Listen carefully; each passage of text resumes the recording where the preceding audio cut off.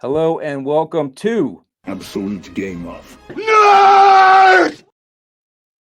It's Just JP here. I'm flying solo with Ricky and Ryan. We're talking about something very specific.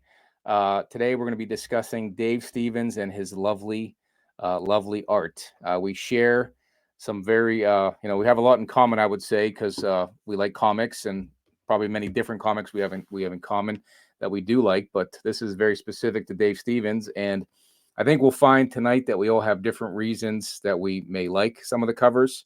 So what we're going to do tonight is go over, showing off the books that we have, which ones we think are our favorite covers.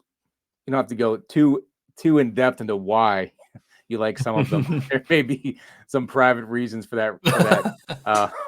But I tend to like all of Dave Stevens, the female work, and there's some that may enjoy the Rocketeer work that he has. So I'm curious to see what everyone has and what everyone brought, and we'll go from there. So we got Ryan from Collecting Casually, Ricky from All Sorts of Words, two members of a secret organization we won't name tonight. But yeah, let's go into it. Who wants to start with maybe a background on Dave Stevens is probably a good way to begin it.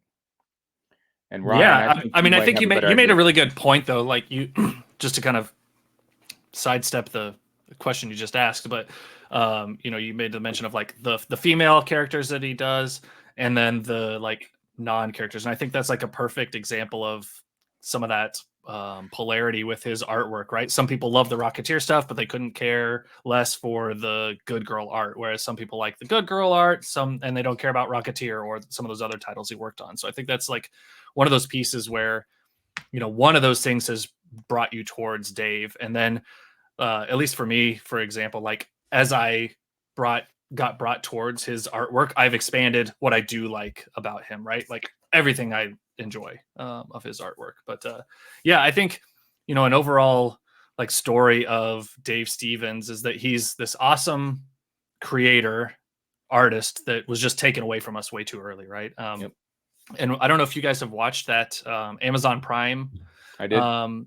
Piece put together. Ricky, have you seen that at all? Mm-mm. Okay, so it's really worth checking out. It's not like it is all about Dave, but it's got Adam Hughes in it. It's got some of his family and other creators as well. It's just a really nice representation of his life and a lot of the art that he brought to us. So what was the name of that show again? I just know I watched it. I can't remember the name of it. Was it Drawn Perfect? I think so. I think you're right. And watching that, Thomas Jane was in that as well. Yes, the Punisher, which I thought was like, how did he get connected? But he was a writer on I think Mad Planet. Drawn to Perfection is what that's Drawn called. to Perfection. Mm-hmm. And I think that's a great way to explain Dave, is that he was a perfectionist with his art that took him a long time to. I know throughout that whole show they kept talking about how much time he spent into it and how much different pieces he never finished because he was always working on them because he wanted them to be perfect. And I'd have to say, for someone myself who loved to draw as a kid, and I don't really draw at all anymore now, but I have appreciation for how Dave drew things. Like McFarlane was very specific, so was Liefeld, so was Jim Lee, right? Those guys were very specific. You could tell who was drawing it. Mark Bagley, same way. Romita. I'm not a fan of Jack Kirby, but he had his way. Dave Stevens, I mean, I don't think, maybe besides Adam Hughes, that there's anyone that draws a female figure better than Dave Stevens. Sure. Jose Gonzalez, I would put on that list. His is good too. Yeah. His black and white Vampirella work. If you just look up Vampirella, Jose Gonzalez, that image of her with the finger out and like the bat, that's him. And he was a terrific. I would put him pound for pound up against anyone from the 60s. Okay, yeah, his work's awesome. I guess Frank Frazetta, right? I mean, he had some great work with the female figure. I mean, McFarlane could draw Spider-Man better than anybody else, and Spawn, that was his MO. Romita was great with you had the fat Spider-Man early on in the early 60s, and then Romita kind of drew him how he should have looked, right? And then McFarlane made it even better.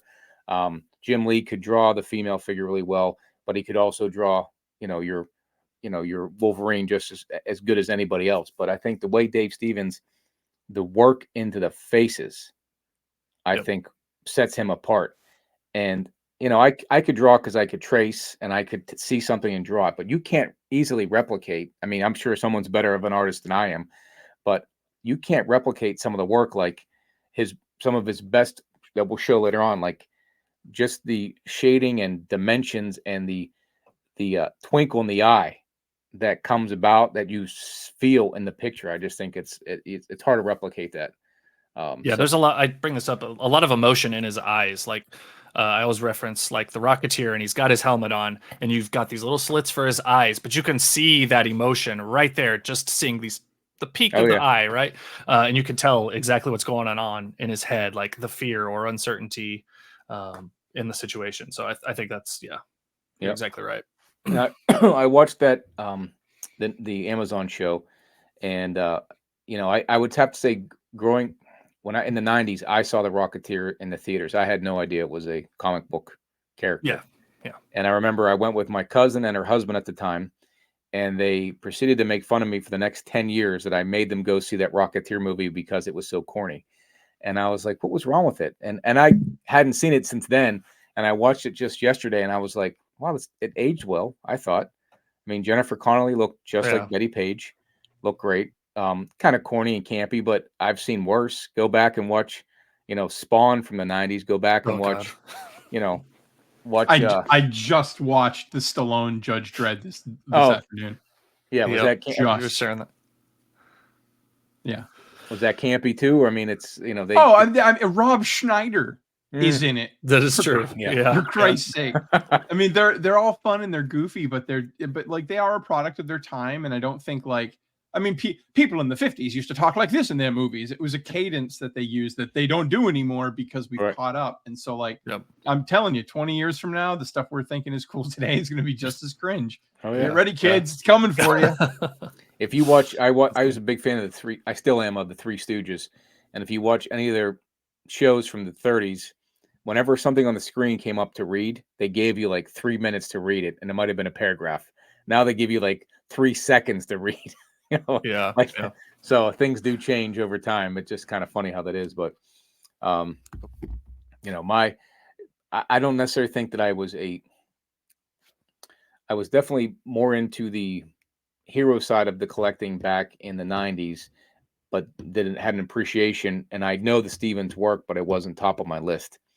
And it wasn't until probably about a year ago that I was watching Lords of the Long Box, and they brought up Chevelle Noir 1, and it was on their top 10 list or Shakers list as they call it.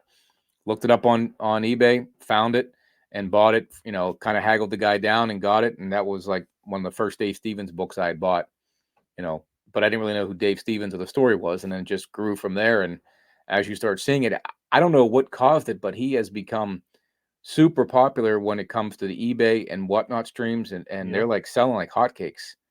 And Yeah, right now, especially. Definitely. and so, I don't know if it's a good time to start selling these books because they're Yes. overpriced. Yes.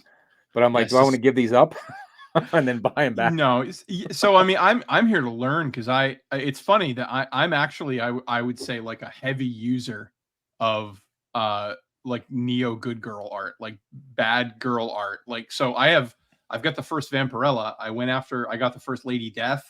I got the first what's her name? Purgatory, Dawn, Tomb Oh, yeah. Raider. Like I have Yeah. all the ladies, and like from the Warren run to the Harris stuff to the new Dynamite Virgin variants. That's but, like, Dawn the redhead, right? redhead? Dawn's the redhead. Yeah, she's got Uh, like the yeah, I she's got always it. crying with her mascara. yes. I even went so far as to get like Tank Girl because I consider her covers to be like neo good girl art. Like it was 80s, but like that painted gorillas style with her like half naked. So I really dig that stuff. But Dave Stevens has just been a hole in my knowledge. Like I haven't collected anything that he's done. I have one book in my entire house with his art in it. So like it's interesting that like I can be really into this shit and still not know anything about this guy. You know what I mean? Yeah. Yeah, absolutely. Yeah. Yeah. I was just gonna ask, like, how you said you got into him like about a year ago, right? So I was going to tell like my intro story, and to bring up another show like Bronze and Modern Gods. I know JP, you've watched it. I don't know if you're familiar with them, Ricky, but Richard on there's a big fan, and I think John is as well, of Dave. And I'd seen on their podcast a couple times. I was like, oh, that's like interesting art, but it's not. It's not a Marvel book. It's not a DC book. It's not a superhero book necessarily. So I wasn't really interested in it. And then I came across on a local auction site at an estate sale, right? Like some comics. And I was just flipping through like, oh, I'll bid on that. And I came across 3-dimensional Seduction of the Innocent. And that was like my first real introduction to like, hey, I recognize that art. Maybe that's that same guy. Sure enough, it was Dave Stevens. And that ended up being my first book, was the Seduction of the Innocent there that he did. I just bought that last night from West Coast Avengers. Oh, nice. So it should be here. But that's, you can see a little guy in the pumpkins. Yeah, he's like down in this see him corner right here, hiding with the jack-o'-lanterns. And that really got me. I was like, okay, this is a really cool book. It's like Halloween themed, which we love here at our house. And that just kind of like kicked it off. And then when I found Planet Comics 1, I was like, okay, I'm all in on this. Well, like discovered. Right. Which, God, I'd love to find one. I have one, but I would love to find one like in the wild as well. So I discovered that about a year ago, but I know the art because it's hard. I'm sure we've all seen it, but yeah, absolutely. The books that he drew in were not Marvel or DC at the time, or Image. So most people forgot about it in the 80s. I mean, he did so many various covers from Dark Horse to Comico to, what is Planet Comics? It's Blackthorn Comics. Who the heck collected that? Yeah. So, but oh, go ahead. No, I was going to say that, I mean, the Good Girl art goes back to Phantom Lady. I found some of those recently at an antique store. Matt Baker art. From there, who would you say in the, you had Matt Baker and you had Schomburg in the 30s and 40s. Who did you have in the 60s and 70s that could draw the Good Girl art as well as that? I can't even think of anybody. So, I mean, I hate to beat a dead horse, but so if you say Jack Kirby, you might be off here. No, so so Vampirella was really big, and they have a long history with Latinx artists, and so you'll hear a lot of very Spanish sounding names when you go over like the annals of Vampirella history, and it's the best Good Girl art on interior pages I've ever seen, period. Now, who drew the cover of Vampirella 1? That was Frazetta. Frazetta, okay. I have it. And then do you have a copy of any that you said? What's the other guy's name that drew it? Jose Gonzalez. He started in issue 20, I think. But Jose Gonzalez is like, I'm telling you, like for internal art, for interior art. So yeah, Frazetta was number 1. Yep. And then that's an awesome book. That is. I love that. I'm going through a big wooden box. As I say, I saw you on a show a while ago, and you were just like popping off all these Virgin variant covers and just Virgin covers of her, and there's some amazing covers there. Yeah, I mean this is my Warren run. I've got about 80% of it. That's my Grail run of like I'll get all the Warren Vampirellas and then I'll upgrade their qualities. But I'm trying to find. Yeah, for Good Girl art. Oh, here we go. This is arguably the most famous image of Vampirella. Yes. Yeah, where she's got That's and like drew that one. That's Gonzalez. And like the crazy thing about this is if I bring this up to the camera, the illusion is you just think that's a photo of a woman. Oh yeah.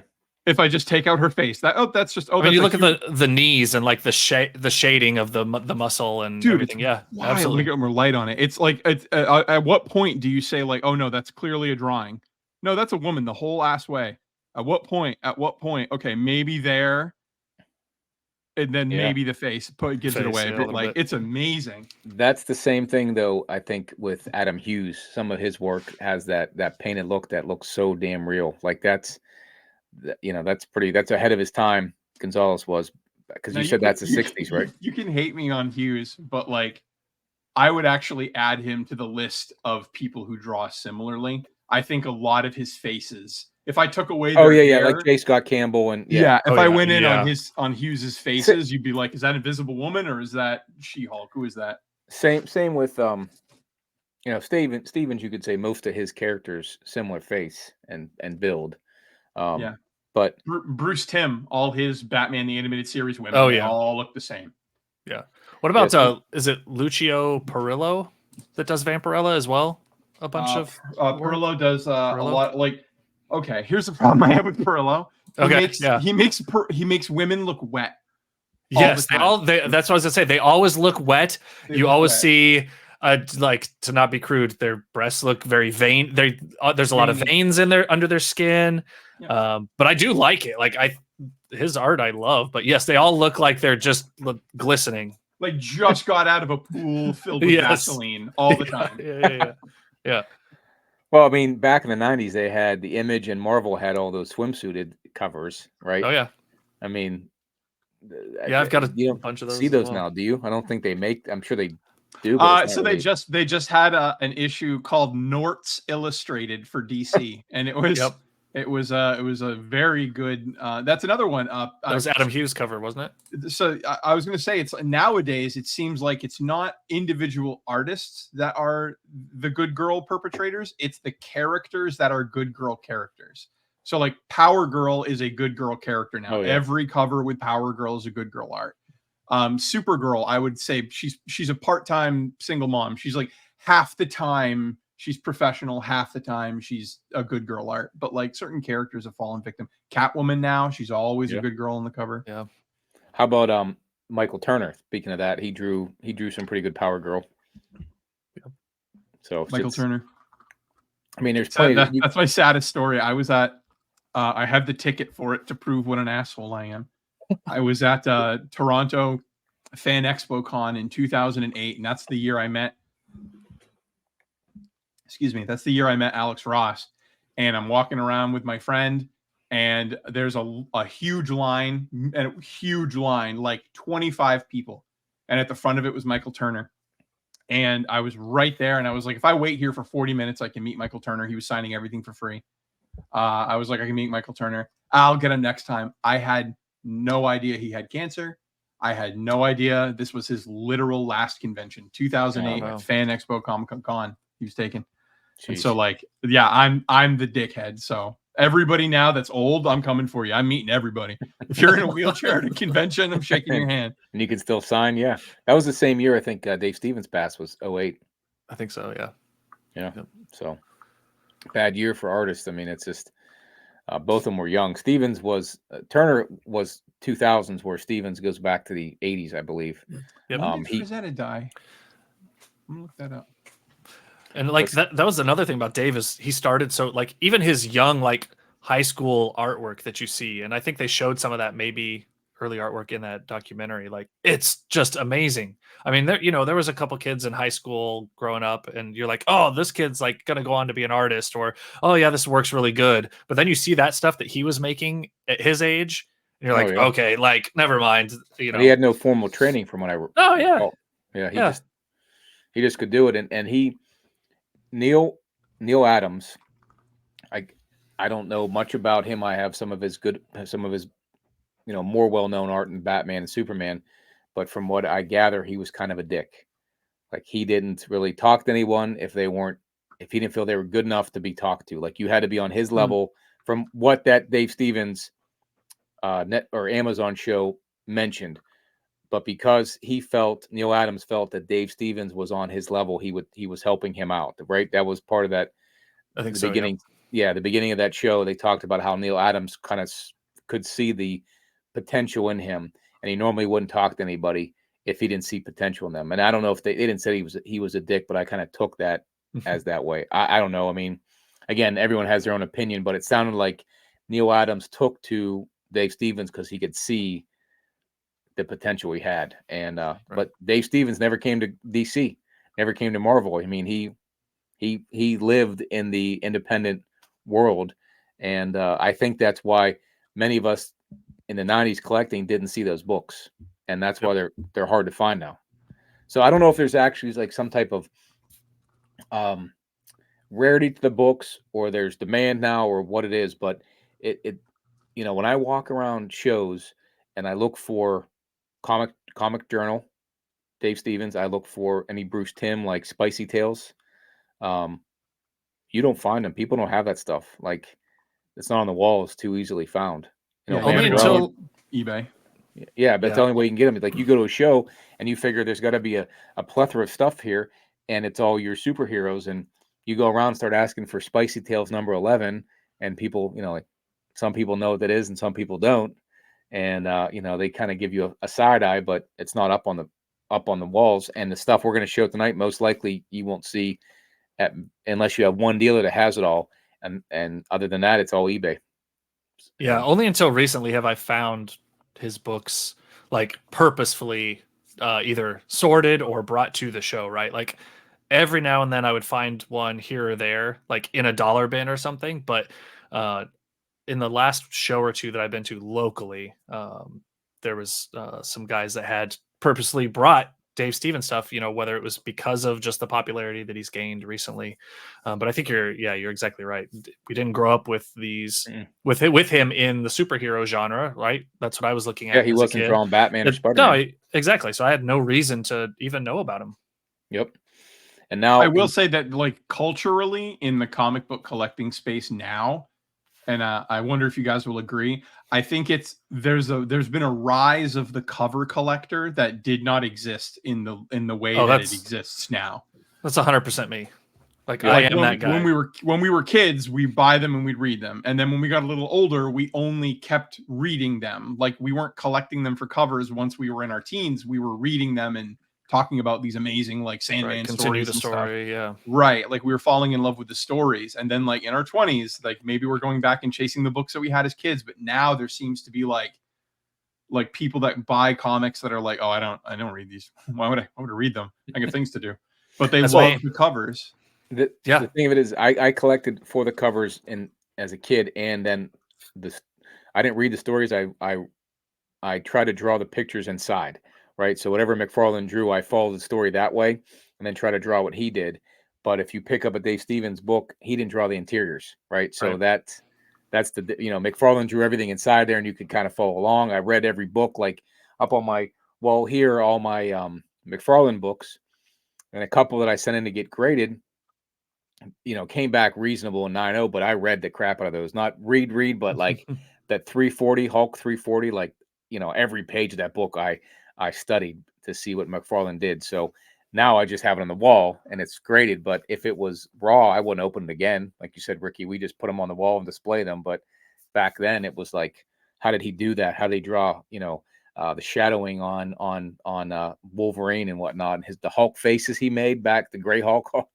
The Yeah. detail we put in those works were great. So All that's to say, I think that like the reason for his popularity now is there's so many people who are cover collectors. And I mean, how do you beat a cover like his? You know what I mean? Like you that's can't. very specific type of art. But Yeah. is it something you can display? No, I have kids, Ricky. You don't have kids, but when you have friends come over, do you think that some of those Vampirella books or the Dave Stevens books? I have two nieces, and I put up, and they're 4 and 3, and their mother and their father, my brother-in-law, they're extremely like sex positive, and not teaching and talking about sex in front of their kids, but they'll bring her in, and I'll have 3 tasteful 60s Vampirellas. It's not like they don't look wet; they just look like beautiful women. And then you should see them. They come in the room and they're not going like, ooh, what is that, or gross. Their mother has got them to a point where they're like, look how beautiful she is. And they're like, yeah, look at her hair. Isn't that like, aren't her collars cool? And they're just not talking about the nakedness because she's just a beautiful woman. So like, it's a pretty cool thing to see, like when you're not like a weirdo about sex with your kids, like how positively they respond to like a woman in look how powerful she looks. Doesn't she look angry? Wow, that's cool. Whereas it's like a princess is always just being a fucking princess. Yeah. I Yep. tend to get grief with the ones I display. So I had to move them from one side of my room to the other so that they weren't the first thing you see. Sure. And I do have 2 girls, and we have our the group we won't talk about has, two sects of it, the A and the B team, we'll call it, right? But I think you can find just about, any woman, it can be considered attractive one way or the other, whether it's mind, body, soul, whatever it may be.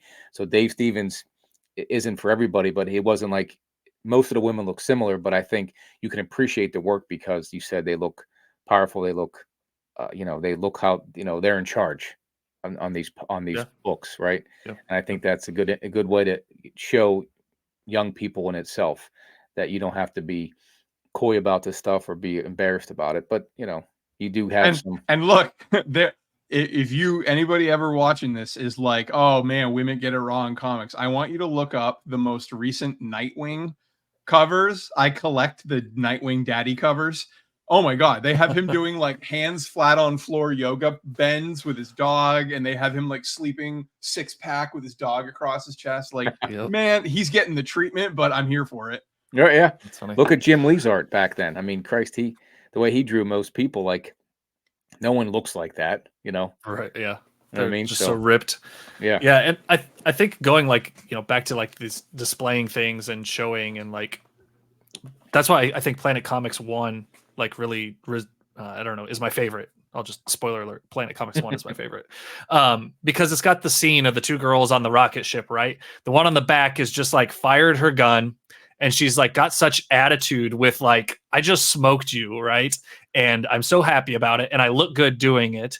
And the one driving is like looking back at her buddy on the back of the rocket, just like, yeah, like that's us. We're getting out of here. You guys down there reaching up towards us, all these creatures, like, screw you guys, we're out of here. And we just blew one of your buddies' heads off, right, on the way out. So yeah, like that power that they have, right? They're not just like that damsel in distress or here to look pretty on the side. Like, no, they were like in the action and taking care of business. And I think that's what appeals to me. The poster behind me is an art print from Dave Stevens. Mm-hmm. And that Rocketeer was a damsel in distress that he made because that was the era of the 30s when the Rocketeer is supposed to be, right?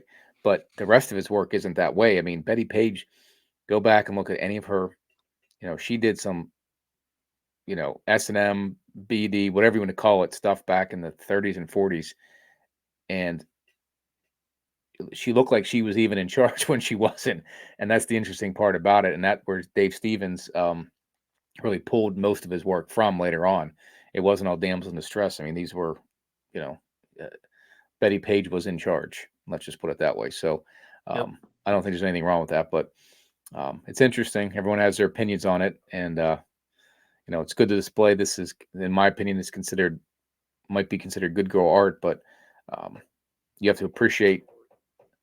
Recently, one of my kids was told that their artwork wasn't good, what they drew, and this particular teacher isn't a professional art teacher. They were just filling in. And I'm thinking, I would love to have you call me in and tell me, I could talk art all day long with you. I've seen enough stuff to tell you what's actually good when it comes to shading. So like, you're giving my kid a hard time. You don't know anything about art. I can show you a couple of these comics in here that'll blow your damn mind, that I know. I'm not going to say I'm a professional, but we have opinions. We've seen great works of art, right? So yeah, showing someone a Dave Stevens work and his shading. I mean, geez, the Vampirellas, they bring them to life. So there's something. And then I'm sorry, like I just went to the Chicago Museum of Art, and I saw tons of naked lady paintings. I saw buckets of naked lady paintings, and there were kids and families, and everyone was just elevated enough to know that, like, no, this is just, it's art. Right. That's a bowl of fruit. That's a charging bull, and that's a naked lady, and it's art, and you should appreciate it. And so, like, if I have something on my wall of Spider-Man next to the Punisher, and then I have something on my wall of like a scantily clad Vampirella, it's still just art, folks. Yep. Absolutely. Nothing you're offended about. Yeah, and Ricky, to touch on your like cover collector, like that's 99% me, and I didn't understand that perspective for so long. Like a while back, like I think I talked about this on your guys' show, JP, in the interview I did a month or two ago. But like I play Magic the Gathering, or kind of play here and there when I have time, right? And I bought a collection 15 years ago from a guy, and when I was over there, like talking about price and just looking through it, seeing if I really wanted to buy it, I was like, "Oh, so did you used to play? What like decks did you like? What was your favorite stuff?" Just talking while we're looking over the cards, and he was like, "No, I didn't play. I just liked the art on the cards." And at the time, that was such a foreign concept to me. I was like, "But like, there's so much more to this. Like, you could be playing a game and like." All this, and you just collected them for the art. Like that was such a foreign concept to me. And now I'm pretty much that guy when it comes to comics. Oh, yeah. So like I've flipped the script, and like from your perspective, Ricky, like I know you want everybody to read, and I like, if I had more time and wasn't a serial hobbyist like I am, I would. But yeah, I can totally see your perspective of like, no, my argument I don't is understand. That, like, my argument is like, if you took Planet Comics #1, for example, like that's your favorite Dave Sure. Stevens art, there's a chance that if you read it, you'd be like, "Oh, fuck, this is really good." Oh yeah, I don't know. And then like, I was and just then wondering that. then your love like explode. Like I've read some terrible Vampirella stories, but Yeah. when I read a good Vampirella story and like the art's Yep. there and the cover's there and like the symphony comes together, like Yeah. my appreciation for the word is called gestalten. It's greater than the sum of its parts. It like everything enhances, the flavors enhance because the story is also just banger. I didn't know this could go to 11. oh yeah, it's gonna go to 15. And that's what I was wondering about. I was just thinking. I mean, you have Alan Moore, who is known as a good writer. Let's say. I mean, Good writer. Stop it. Literally a genius. Okay, so I mean, who drew with Dave Stevens? That's like, who's the guy that with drew him? with I mean, who wrote with him? Like, there's nobody like, I don't know if the stories are as good as the art. Is what I'm getting at. Like, you look at a McFarlane, ASM. What was his name? Dave Michelin, right? Is that his last name? I think He so. was the writer. I mean, he had some great work, as great artwork. You have Alan Moore with Miracle Man. You had Watchmen, like Dark Knight with Frank Miller. The artwork, like those all came together. And what was the word you used? Gestalten. Gestalten. I learned something every day. Gestalten. So you have but I don't know if the stories are the same with Stevens. And that's something maybe we discover over time, that if we start to read them, Ryan, maybe as opposed to looking at the covers, maybe there's more to them. But I don't know. No one's ever said, "Did you read that Dave Stevens?" They said, "Did you see the cover?" But I'm curious about that. So yeah, we're playing like 6 degrees of separation of Good Girl. And like you mentioned Alan Moore, who did so much work with Judge Dredd in the 2000 AD Prague series, which was the most famous artist that came out of the 2000 AD British comics, was Brian Boland, who does some of the best Wonder Woman 80s Good Girl art. Okay, I didn't know that. I know the writer, but I didn't like. You don't see the 2000 AD very often, right? That's something that's even harder to find, right? Oh man! But at the end of the show, just let me pimp out something that's happening on Saturday, but I'll back to Dave Stevens. No, that's fine. Yeah, because it's definitely something I look for, because I know about that one of those books. So it's like, definitely the artwork and the writer. Brian Boland is the one that did you. I mean, if you're mainly into capes, Brian Boland's most famous thing is he did the cover for the Killing Joke. That whole book with the camera, that's Brian Boland, but he got his whole ass start on 2000 AD. He's the one. If you ever Google the image of Judge Death, that image of him looking crazy with his teeth, the whole thing that Batman Whose Laugh was based on, that's Brian Boland's baby. He drew it. Huh. But I think that's creepy. That writer, that's what lacked with Dave Stevens. But I think it was an independent. There was no synergy between the two. It was just basically his artwork sold the books, not the story, right? Yeah. But I don't know that for sure. I'm just assuming that, right? There was no. I don't think there was any good writer that went with it. But I don't know about you, but I want to see some Dave Stevens. Yeah, I have to go grab a beer, so I'm gonna stop the camera. But you guys, Ronnie, when you get yours ready, sure. I'll be right back. Okay, so I think he already knows. So the thing that I wanted to talk about later, I am trading this, yeah, and this, okay, to an Australian friend of the channel, still only 35 cents. And Okay, yeah. he's putting together as much Judge Dredd as he can. So he's buying multiple collections of Judge Dredd. He can get them from the European dealers easier than we can. He has access to their eBays. And so he's I was just telling him I'm trading my 2 Swamp Thing books to an Australian gentleman he's putting together a whole bunch of Judge Dredd runs. And so I made a claim. I was like, I would happily trade my Swamp Thing books for a collection of Judge Dredd, for like good Judge Dredd. You can't find it over here. Go to a million conventions, you'll never see it. They were popular. Which ones? The 2000 AD ones? Yes. So like Okay. his first appearance. So Yep. I want issue 1 where it has an advertisement of him. Issue 2, which is his first appearance. And one has to have like that tattoos on it or something, right? So they come with free gifts and stuff, and I don't care. I don't care. So it's kind of like if you're the person who says like, I don't care, it's a 9.0 Hulk 181. I need that stamp inside. Shut up. It's encapsulated anyway. Who cares? Yeah. So like I get my stuff to read it. So the idea of like reading original Judge Dredd progs and in the order that they were intended. And so like he's putting together a package for me, and like that's like all I can literally think about. If nothing comes of my YouTube channel and I die nameless, I don't care. This trade will be worth everything I've done. That's awesome. And he's coming this weekend. You're going to see him, or you're going to ship him out? We're filming it live. The nice. trade, like this is what I'm doing. What are you cool. giving me? And then he's coming to the US this month, I think on the 18th, and he has a storage locker, so I don't even have to ship to Australia. I ship to his PO box. He's going to pick it up, and then when he's in the States, he's going to shoot it over from here, and then we're going to film our unboxings, do a whole tandem thing. I would love to see more like digital trading done. You know what I mean? Like here's the book, here's the thing, and then do it all in front of camera. I think that'd be sweet. I'm surprised Elite and those guys don't do that kind of stuff, because then you see who you're buying from and see the book and all kind of. That's interesting. Yeah. I've watched a few of Elite Comics' like online auctions, but yeah, I think that'd be cool. Or I think that'll be a cool aspect of the trade, especially like that distance between you guys. That'll be neat. But I have a couple of Dave Stevens books that I want to. These are not. I'm not going to call these honorable mentions. The first one's definitely not an honorable mention. It's just a book that I found at the antique store recently, and I don't think it's his best work. And I think you guys may agree with this, but it definitely has his logo on the bottom here. But this is Crazy Girl. Or Girl. That is one of my least favorites. It almost feels like it's not even his work. I know I can't pinpoint the faces and the muscle work on the girl in the front. Just like I know, I don't know what it is about that. It just is off to me, and I hate saying that. I'm also not a fan of the King Kong cover. I don't know if you like that or not. I don't like have it that in my one, collection, but I haven't jumped on grabbing that one as of yet. But I do see it, and it's like on my want list on eBay, but I have yet to buy it. Gotcha.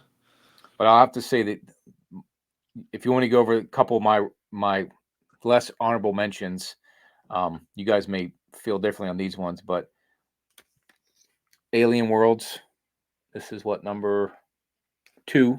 Yep. I do think it's a great cover. I love. Okay, so normally the focus and the attention and the action is on the lady, whether she's a subject or participating herself, and a lot of the credit in this image goes to the alien, which is why you might not like it so much. But I dig it because I think the alien's cool. But if you're here for the ladies, then she's obviously less of a focus. But this really expressive jumping alien, that's the star for me, and that might detract from why you enjoy it. So this one's 1982. So it's one of probably his older works. I do like the work. It's great. I think the cover itself is a good cover, but I wouldn't call it one of my favorite. And then the other Alien World number 4. See, now I love Alien Worlds 4 cover. I like it, but it's not. And the story is good. Like that is one I have read the story of. I know, right? There's one. It is an entertaining little short story on there. So I'd say those are my 3 that I wouldn't put in my. Those aren't top 10 ones for me, but definitely ones I grabbed recently. So I'm trying to find like something that I don't consider my favorite. Like I don't like Rocketeer. That one I like though. If you put it back up real quick. Yeah, absolutely. The tan line. Yes, that's killing me down there. That tan line. Yeah, if I can get it to focus. Oh my gosh, come on, camera. There you go. That tan line's killing me. Yes. And the flower in her hair looks like that's Yeah. That is a good one. What's another one here like that? That's I like, and I wasn't a fan of this cover either, the Mr. Monster. Yep. I don't know, man, you'd think it with a nice, there we go. But I love the kids' expressions, yeah. right? Again, it's the expressions on their face, and they are just like all surrounding him. Like they know he's in charge and going to take care of it, but they're still afraid. But the way they're just like, I don't know. The expression and emotions. On Yeah, their but I love the faces. dog and the ears Yeah, jumping and up he's in the popped air. back too. Yep.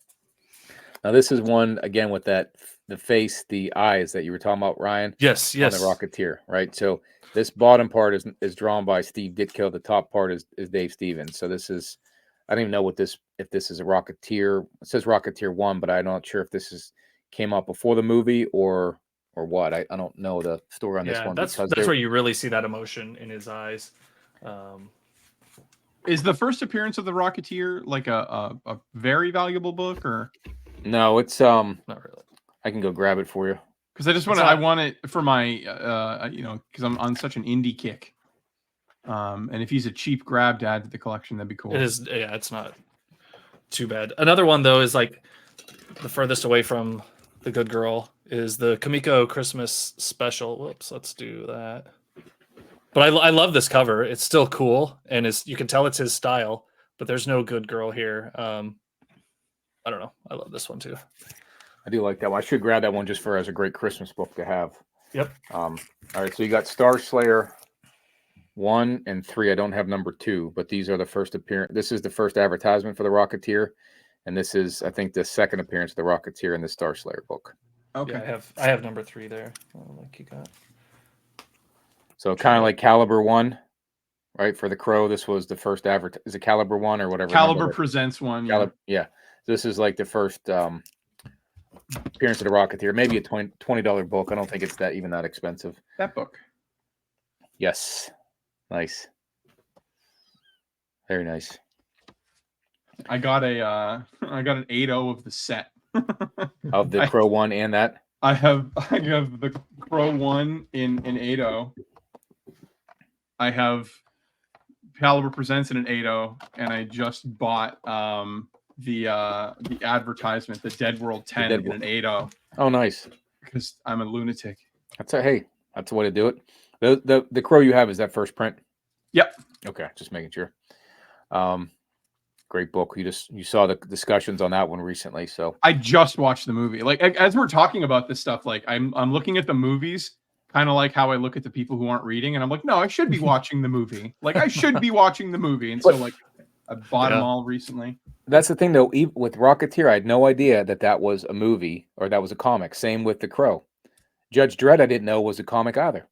Sure. But like as a young kid, did you know Ninja Turtles, right, was a comic, right? You just know it was a cartoon and it was action figures.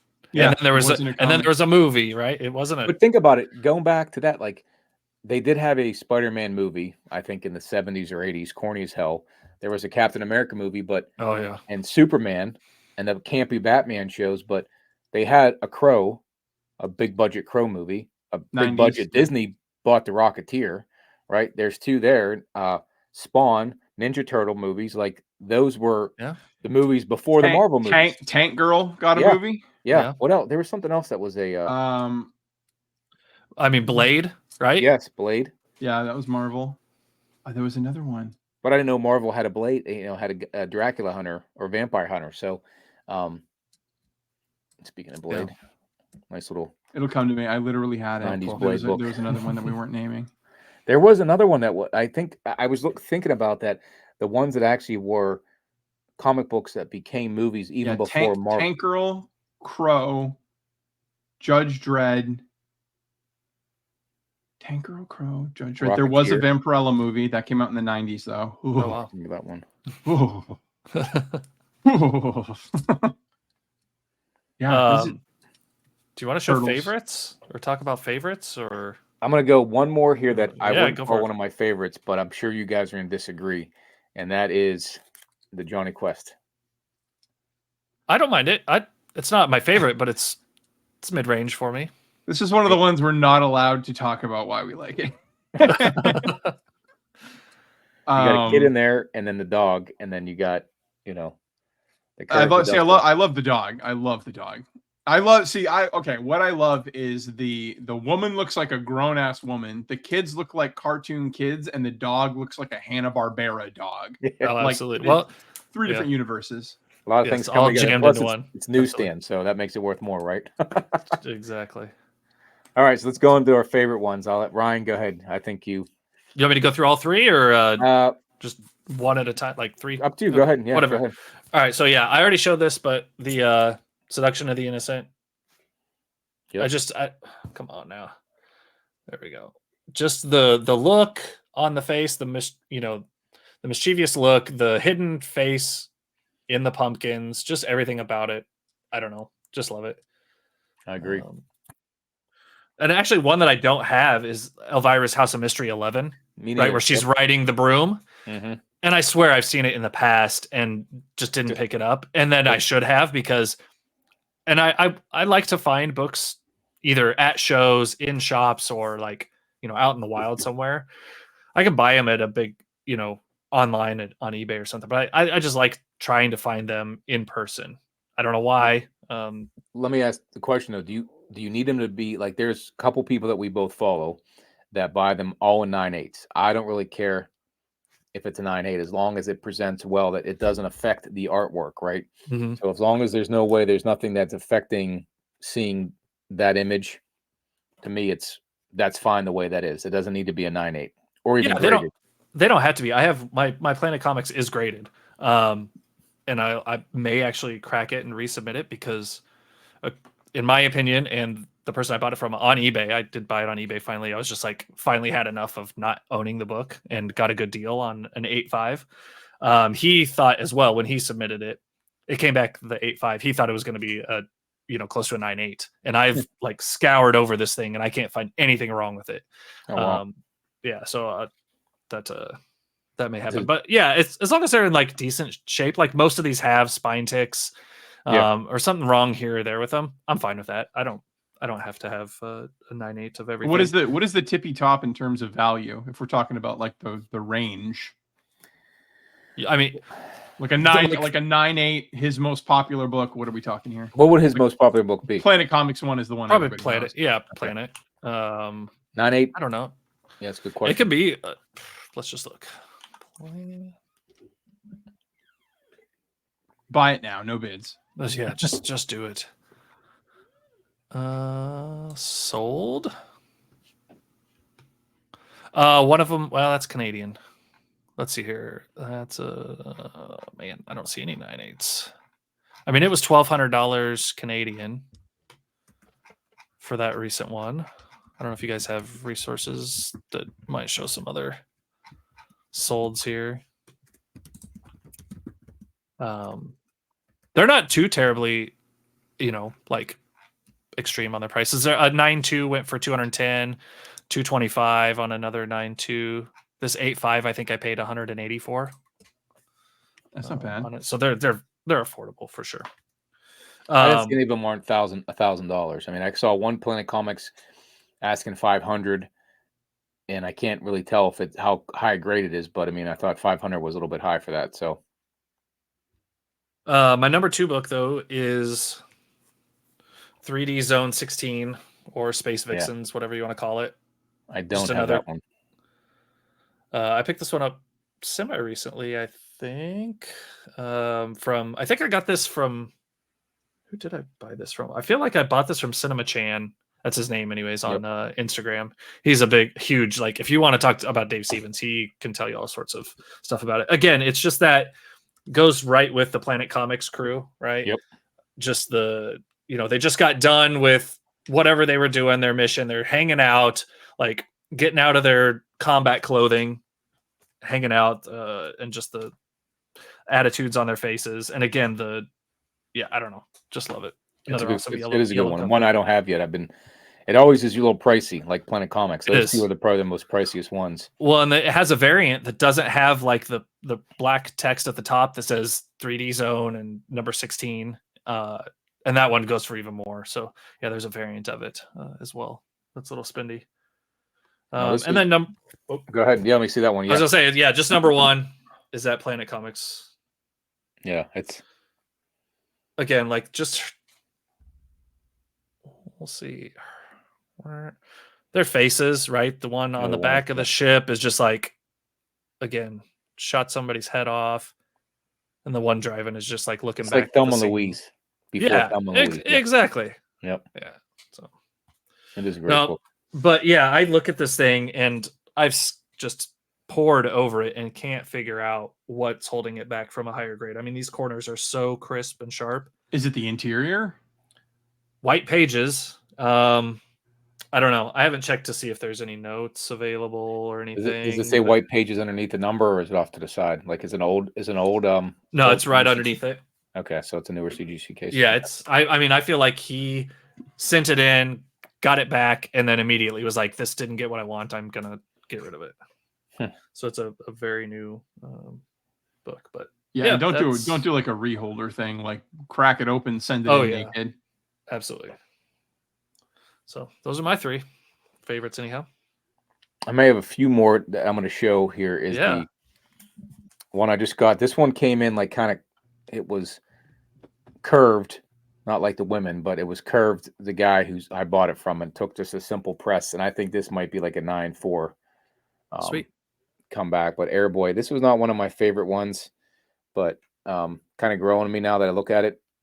It is. That actually is my favorite one. It's a good looking picture.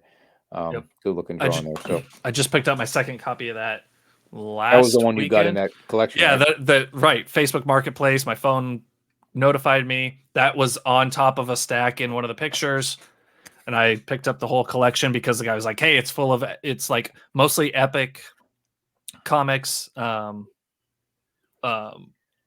So yeah, I'm sorry, Eclipse. Come take a look, And so I met up and was hoping for it.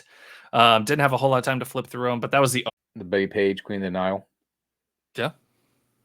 The top is coming off there. It's kind of an interesting cover look on her face.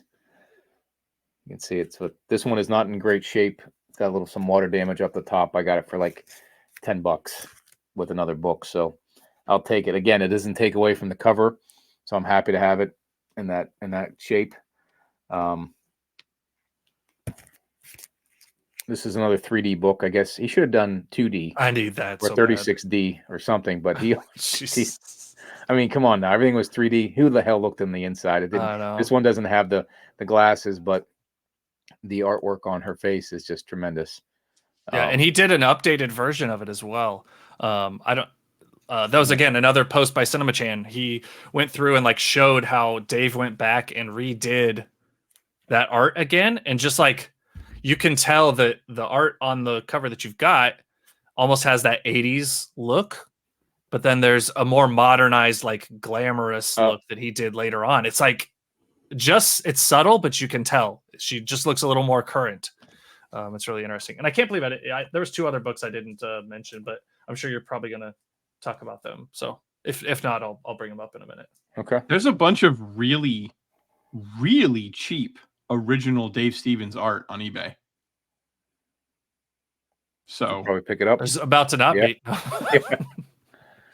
This one I just got in this week. I think I have 5 books coming in, and today's Thursday, so 4 of them already came in. This is one I picked up for a decent price, $40 for Oh, graded hell version. yeah. I mean, I could crack it and leave it the way it is. Again, it doesn't take away from the cover. No. Again, it's the same Sheena looking 3D book, same Mhm. character. I know you and I were chatting earlier, and you're like, I keep buying these books every day. I got books coming in. I know it just worked out that way. Bought a bunch, and then last night I got on West Coast Avengers. I stayed up for an extra hour just to get that particular book, and I got Seduction of the Innocent. Yeah. I didn't even ask Dave if it had the glasses in 3D it. But, glasses, yeah. but here's my version of Planet Comics. I think this one's probably a 9.2 or 9.4.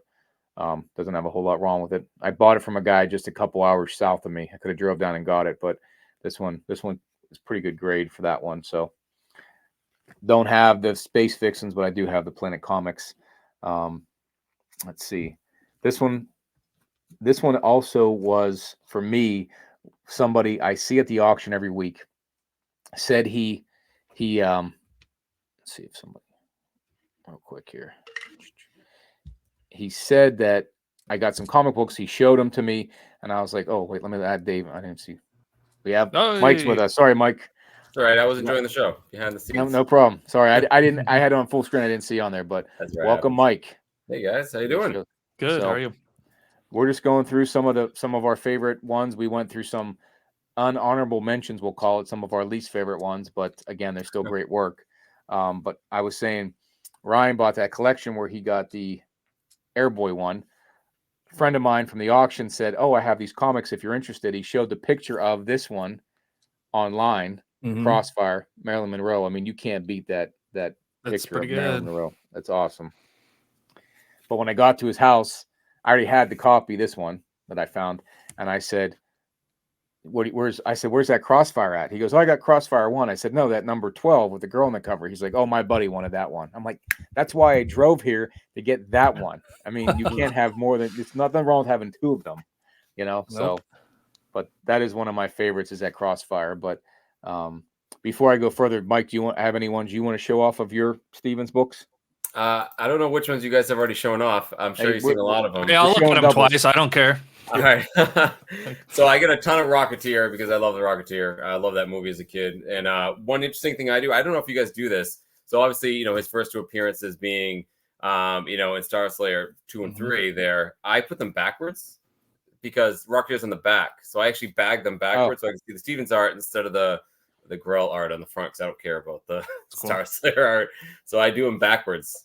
Yeah. There's a big difference between the front and back of those books. I agree. So why even bother? Yeah. You can JP, yeah.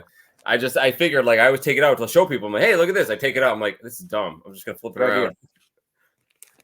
There you go. It's funny. I just watched The Rocketeer the other day. I was telling the guys, and that movie did grow on me.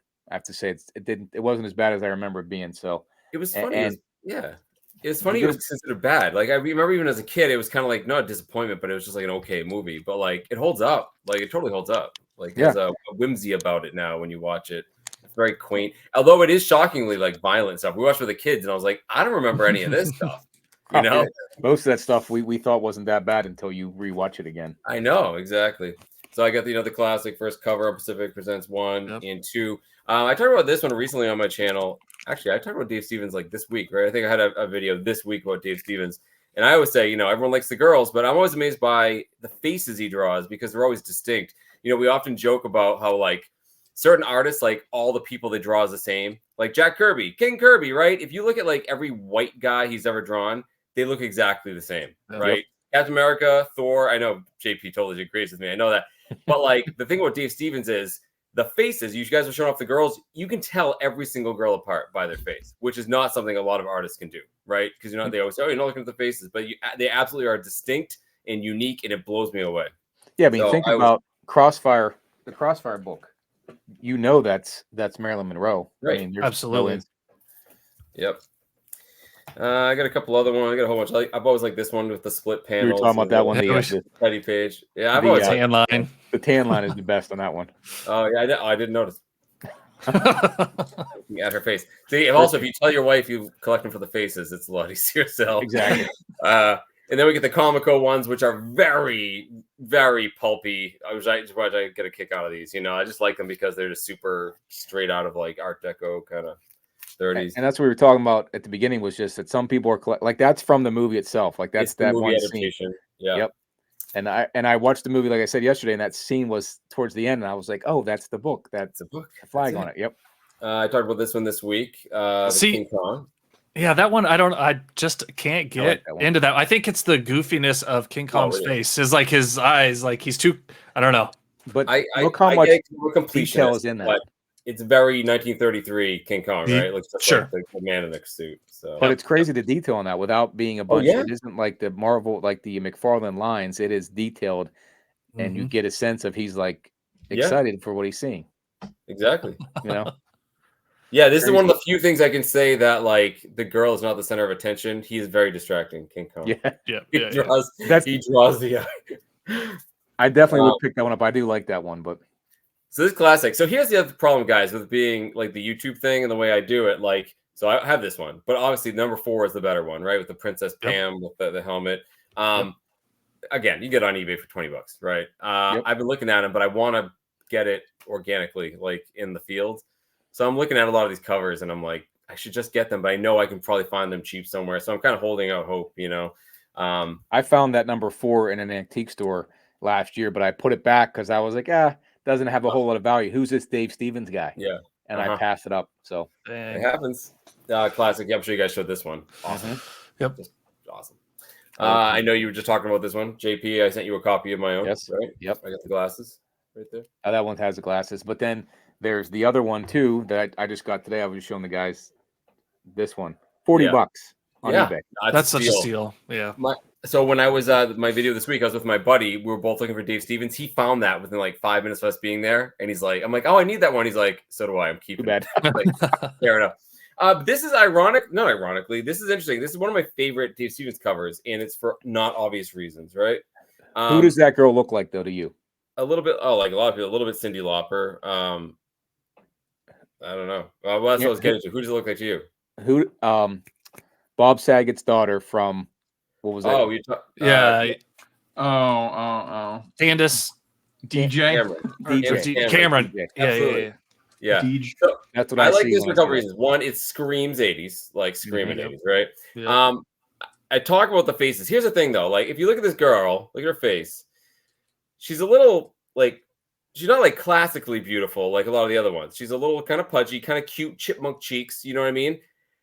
It's not that he draws every girl like a blonde bombshell or whatever. He gives them their own distinct flavor, and she looks like a real person. Like the fact that you said, "Oh, she looks like someone." Mm-hmm. He's one of the only artists that you can do that with. They always look like a real person. He stopped on the street and says, "I'm going to draw you," and that's why I've always liked the way he does it because they're all distinct. They look like real people, and a lot of times, especially when you're drawing buxom women, it's easy for them to lose their identity, right? And they're just an object. But no, I mean, look at her face. Her face is the best part of this whole cover. Some people disagree, 100%. But it's her face. But and the jungle one you had is the same girl, like that's why I like Dave Stevens. If you watch the documentary, the girls he drew, like he was never married, but he had a lot of girlfriends, and he wasn't a bad looking guy. If you watch a Rocketeer, the Rocketeer looks just like him, pretty damn close, maybe not as tall, but he definitely had his choice of women, and he drew many of them. So that's why they probably vary in face because he modeled them after the girls he was with. Yeah. But it shows like they look like real people, and that's what blows me away. Like every time you look at them, you're like, wow, that's a person that he knew in his life. He based that off of, and I love it. And the fact he can mix it with sort of like the ridiculous like gangsters and stuff. He's got that very again pulpy sort of art mixed in. Like look at like these guys here. That's why I love this cover so much. This kind of shows a cross section of everything he does. You get the World War II aesthetic, Art Deco. The gangsters, the cartoony, you got the Betty Page. Yeah, the guy holding him up, like with the white shirt, he almost looks like an anthropomorph. I always screw that word up. Yeah. Right, he looks like an animal, humanized. Right. Oh yeah, I can see him like a bulldog or some sort of. Exactly. Yes, exactly. That just shows his talent. So that's kind of like my whole collection. Again, I've held so many Dave Stevens in my hands that I've let go for various reasons. I need a Planet Comics. That's like number one on my list. I had one. It was in my buddy's collection I was helping to sell. Someone really wanted it, and I was there to make him money. So I said, off it went. The DNA Agents is like, I can't believe how expensive that book is. That book I thought was such a cheapo, but it's not. That's a tough book. Yep. It's not one of my favorites. I'm always looking for it. So it's hard for me to spend. Right. Planet Comics wasn't my favorite either, but when you look at it in your hand, you're like, the detail in that book we were talking about, Ryan, the girls on the Thelma and Louise on the space rocket, like the yellow cover, like to me it's worth the price now, but the DNA Agents to me I'm like I can go without it. $20 I'd buy it, but not 50 or 100. Right. And some people love that cover, but I'm always like it's good. And as a completionist I'll want it, but I can't justify like the hefty price tag. I am interested though. My buddy I talked about in this week's video, he contacted the Dave Stevens Trust and he ended up getting prints, full-size prints, and I saw them in there. Like they're incredible. Like, and he's like, they're so much better in full size, and he's got it with like a matte, frame, everything like that. Like the one behind me. Normally I wouldn't get prints. I don't really care, but in those cases, it's kind of like, well, wow, they're better than the comic books. Yeah. It's like, yeah. That one comes with a trivia too. Yeah. That's awesome. I remember when you got that, I was like, that's pretty sweet. And yeah, you can get his art. Like it's not cheap. I mean, but you can find it still. Ricky said he was finding some pretty affordable. He did a portrait of Uncle Creepy from Creepy Magazine, and he did a portrait in his style, but it's of a male figure looking ugly, and so nobody wants it. But it's Uncle Creepy. It's a #1 character, main character in the not Harris Comics, the Warren Comics. You can get it for $400, $400, and you can own a portrait of original Dave Stevens. And they have comic pages. Those are like into the thousands, and they're all male figures, but it's still him. I wonder what the women figure go for. Oh, That's gonna be, they gotta be eight grand for a page with women on it. But there's still the fact you can get them. Like, so think about how many artists out there that they're untouchable. At least that's in the realm of possibility. Ricky, I was going to ask, do you have any Vampirella by Dave Stevens in your collection? So there's one. I was showing it before the show. So this is they prominently advertise on this Adams Hughes cover. There's a coupon for a free Dave Stevens poster, and so you open it up, being a stupid comic collector, and it's a goddamn coupon. They're not lying. It's a coupon that says, like, if you cut up 6 books, we'll send you this poster, which you can get on eBay now for $50. Right. The books back then were $3 a piece, so $18. It's only really inflated by like 60% of the cost of buying these, cutting them up, postage, for $50 today. But this is the image on the poster of her. And that's from Vampirella 2, right? Isn't that from the DC series? The Harris series. I don't have this run.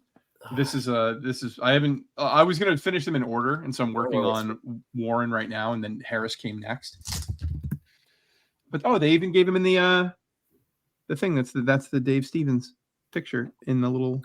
nice corner box. Nice. Yeah. Even Elvira, I want to. That's sort of in the same. Yeah, Elvira, we were talking about that. Yeah, and I didn't realize there's like an edited version of that cover and so it's like the way the broom goes and how she's sitting on it. In the unedited, it looks like it's more between her legs as opposed to her side saddle sitting on it, right? Which is I didn't know that.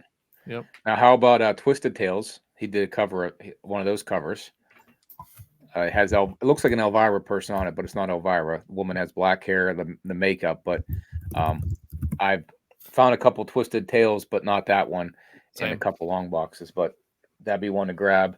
And then one I know, Ryan, you recently got, and I got this at a show last year. I traded some stuff I picked up at another antique store, but this one, the comic. That was one that I didn't show. I was like, how did I forget to show this? Yeah, the Comics Journal 117. Like Mike was just talking about the faces. That's obviously Dave sitting there drawing. Yep. Like it's girl in the background on the sweet artwork. Yeah. Yep. So and that's quite. That reminds me of the Cheval Noir a little bit too. That one, which the Cheval Noir 7 is one that Cheval Noir. That's a hard one to find too. This one or the other one? I was thinking the other one. Here's the other one. Yeah, that's the one I want. That's what I was thinking of. The one that Ryan has, yet. Yeah, if you look real close, like at her eye, that eye is open. Like she is aiming the revolver. It's not going to show, I don't think. I posted that was for sale for like $30 on eBay, and Planet Comics was for sale. And you guys all said go for the Planet Comics, which I did. And now that Cheval Noir is like $100, and you can't even touch that, I was like, damn it! I should have bought those. It's wild though. No one saw that. And I think I paid $30 for them each. Yeah, but one that you don't see very often that I just bought. There's a couple versions of this one, and this one is going to be, besides the art print behind me, this is going to be my favorite Stevens work, and it's probably hard to find, but it's Movie News, small little comic, but they do make the Comico one. Would you call it the Ryan, the one that you have Space Vixens on the cover? It's the Spanish version, I believe. The Kiss magazine. Kiss yeah. Yep. And I can't find. I don't know where it's at. Who knows? Like I said, I don't know. But I think this is his best work, and the Kiss Comics has the same picture but just bigger, and it's cut off down here, and it's the Spanish version of it. So I bought this one, and inside here has a bunch of Betty Page pictures. It's crazy, but that's got to be my favorite one that I just picked up recently. And then the Just Teasing magazine booklet should be. Yeah, I'm jealous of that. I need to be coming on Saturday. Those are spendy too, a little bit. But I was able to. I think I got it for $60. The guy, it has some That's a good deal. blemishes on the cover, and then if you look on Amazon or eBay, they're like $200 for them in great condition. Again, I'm not a 9/8 chaser. As long as it presents well, and you can see what you're supposed to see, I'm fine with it. So Yep. No. Here's Anyone else? another magazine, the comic art. there you go. Yeah, that's a good one. Yep. Always put the plucky alien next to the girl. It's fun. That King Kong or some bunch of kids like in the Johnny Quest book. Yeah, I was gonna say, anyone have the Johnny Quest on hand? I love that cover, man. Yeah. Yeah, Yeah, I show love her. that cover. Yeah. I never find it. I guess nobody showed Vanguard. I mean, this is another good one. Yeah, that's one I haven't been able to pick up. It's not one of Oh my my favorite gosh. ones, but it's one that to finish out the run. I mean, it's How close is everybody to getting exactly what they want? well, I don't know because there's stuff like this piece that isn't really a comic book. So is this? I don't know. There's And then artwork, things like And then that. the other thing is, like, we talk about the covers he did, but he did stuff inside books that he didn't do the covers. So some people are completionists and they collect everything he did. like the Who's Who Yep. from DC. Um, yeah. I just pick those started up all the collecting time. 6 months, so for me, it's kind of like, I don't know. I'm always discovering them. I see the ones I like, and I get the ones I like. I don't have like an end goal, but yeah, there's a couple that I really want. But it's fun. It's just a fun side thing. It's different than a lot of the other stuff I collect, and I appreciate that. And especially when you can appreciate the art for the art, like that. We say that we're all liars in a lot of other comic books. Like, oh, the art's great in this, but we don't really care. It's because it's the key or it's something special else about it. It's worth Jack money. Kirby. Yeah, right. But we're full of it. Like, there's very few comics I would say like I only collect for the art, and it's all these. Like, I don't read these. I like the Rocketeer. I don't read these books. Like, We were talking about that. Like you have your Frank Miller Dark Knight run that has good art and good writing. I don't think that these books have the good writing to go with the artwork. And maybe we haven't got far enough into it. Like we were saying, we might need to read these and say we just bought them for the articles. Like I said 10 years ago, I bought it for the article. it is cool to read the early ones because it literally is the movie. Like, it's the same exact thing. When you open up Star Slayer 2, it's the beginning of that movie where the bad guys hide the thing in the hangar and stuff in the plane. Like, it's the same thing. So Yeah. it's pretty cool just to look at it that way. It's hard to believe. We mentioned earlier about just those comic book movies that we didn't know were comic books at the time, and we were kind of trying to come up with another one. Rocketeer.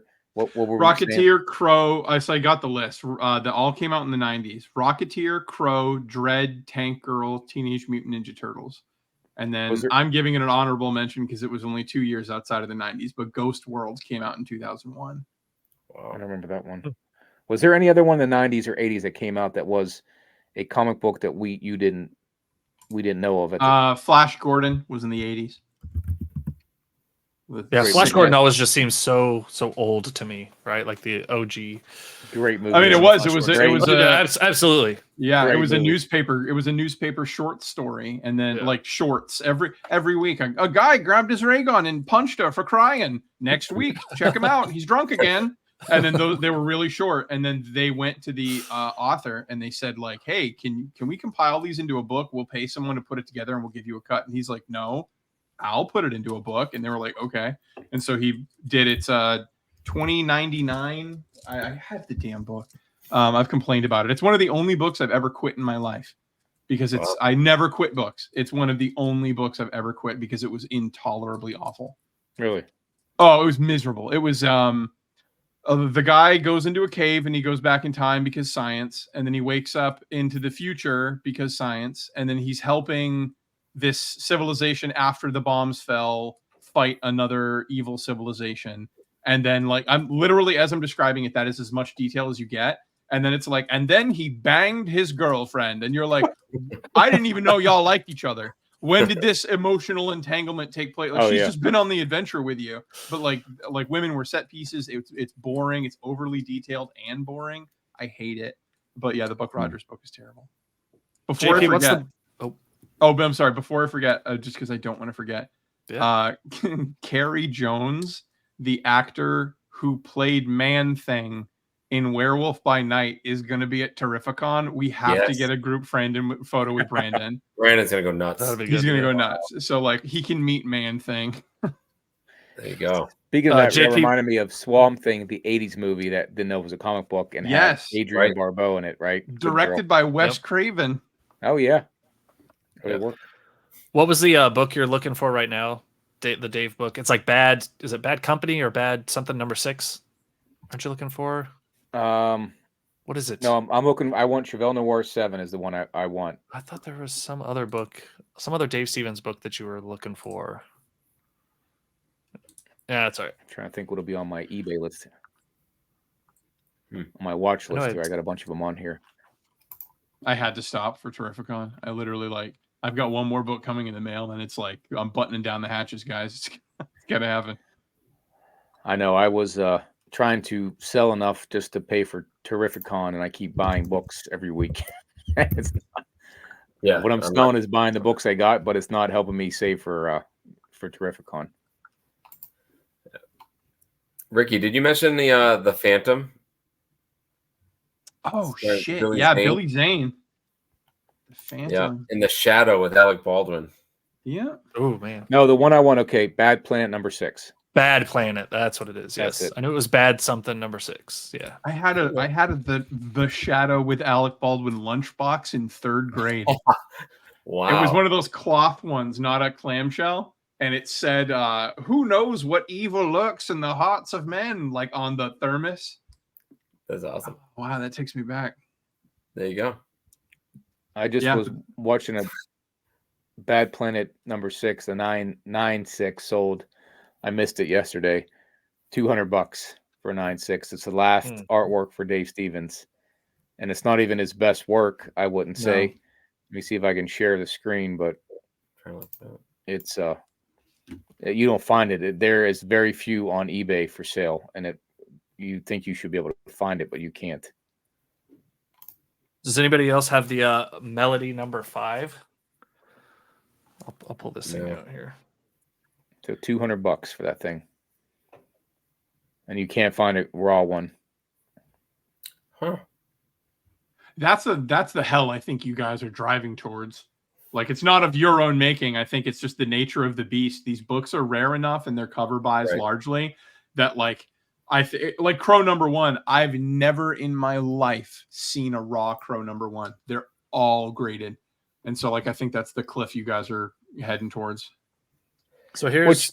Oh, go ahead. No, go ahead. I didn't know that Melody one. Let me see. So this is Melody number 5. It is not a Dave cover. Mhm. It's an adults only magazine, but on the inside cover, I guess I'm sorry, not on the inside cover. Towards the end is The hot that stuff. one, right? Hot little hot stuff right there. Low. You can blur that out if you need to on the No, the published. we're not for children on our YouTube. Not for channel. children. That's all right. But that Bad Planet though, you'd think it's from 2000. I think it's 06, not 08. But I have to look at it again. But it's one you'd think you'd find in a short box. But I guess it's got to be a low print run. That's why it's so hard to find. I mean, if you search it on eBay, you won't find any raw ones for sale. Yeah, At least I haven't yet. one of those books. A friend of mine who's wicked into Dave Stevens. That's all he has, like when he sells the shows, and he showed that to me, and I didn't believe him.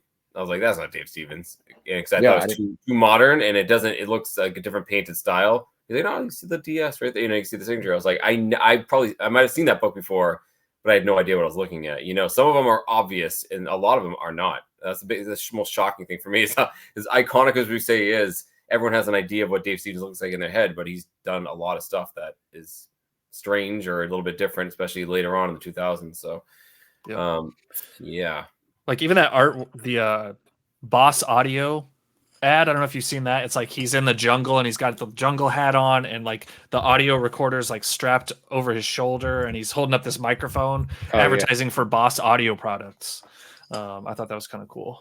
There's also, I think, Topps. There's a Topps poster that you would get in some cards. Now, it wasn't like baseball cards, but it was a Betty Page picture in a fold out poster thing that would be inside the pack of cards, like the box of cards, not in the pack. It was big enough you could display, like 11 by 15, and that goes for $20 or $30 just the poster itself.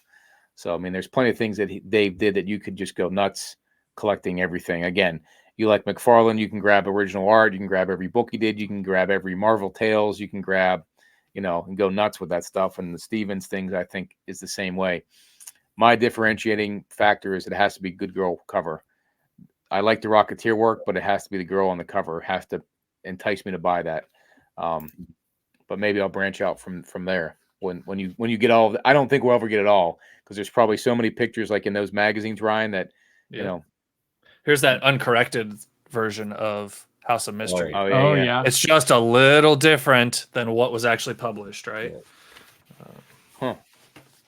That's one I want to get. That's probably Bad Planet or that House of Mystery would be the next ones to get, or the Space. I mean, the Space Fixins there's probably 4 I would need to get. That being said, he did do Spider-Man. Oh wow! Look at the detail in Spider-Man. Yeah. Wait, Spider-Man's on that page? Oh. yeah. Oh, wait. I'm looking when that Just Teasing comes in on Saturday.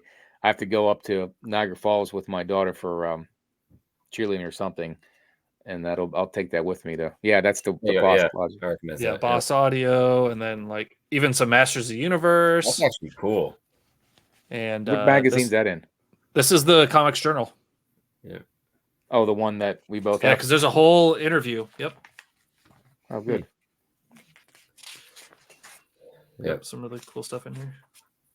It's kind of fun just to branch out too. Like, and I take recommendations from people. I got into Dave Stevens because I know 2 people who are really into him, and I was like, "Oh, neat, you got another one." But then I started to like understand when they explained it, and it's kind of cool that we can do that. I feel like, a lot of times people take for granted. They're like, "Oh, you're a comic collector, you know what you like. That's all you collect." But that's not true. Your tastes change all the time, and you don't know everything. You learn something new all the time. Think about how many books you passed up that you didn't know what they were until later, and you find out. Like the book you talked about, JP.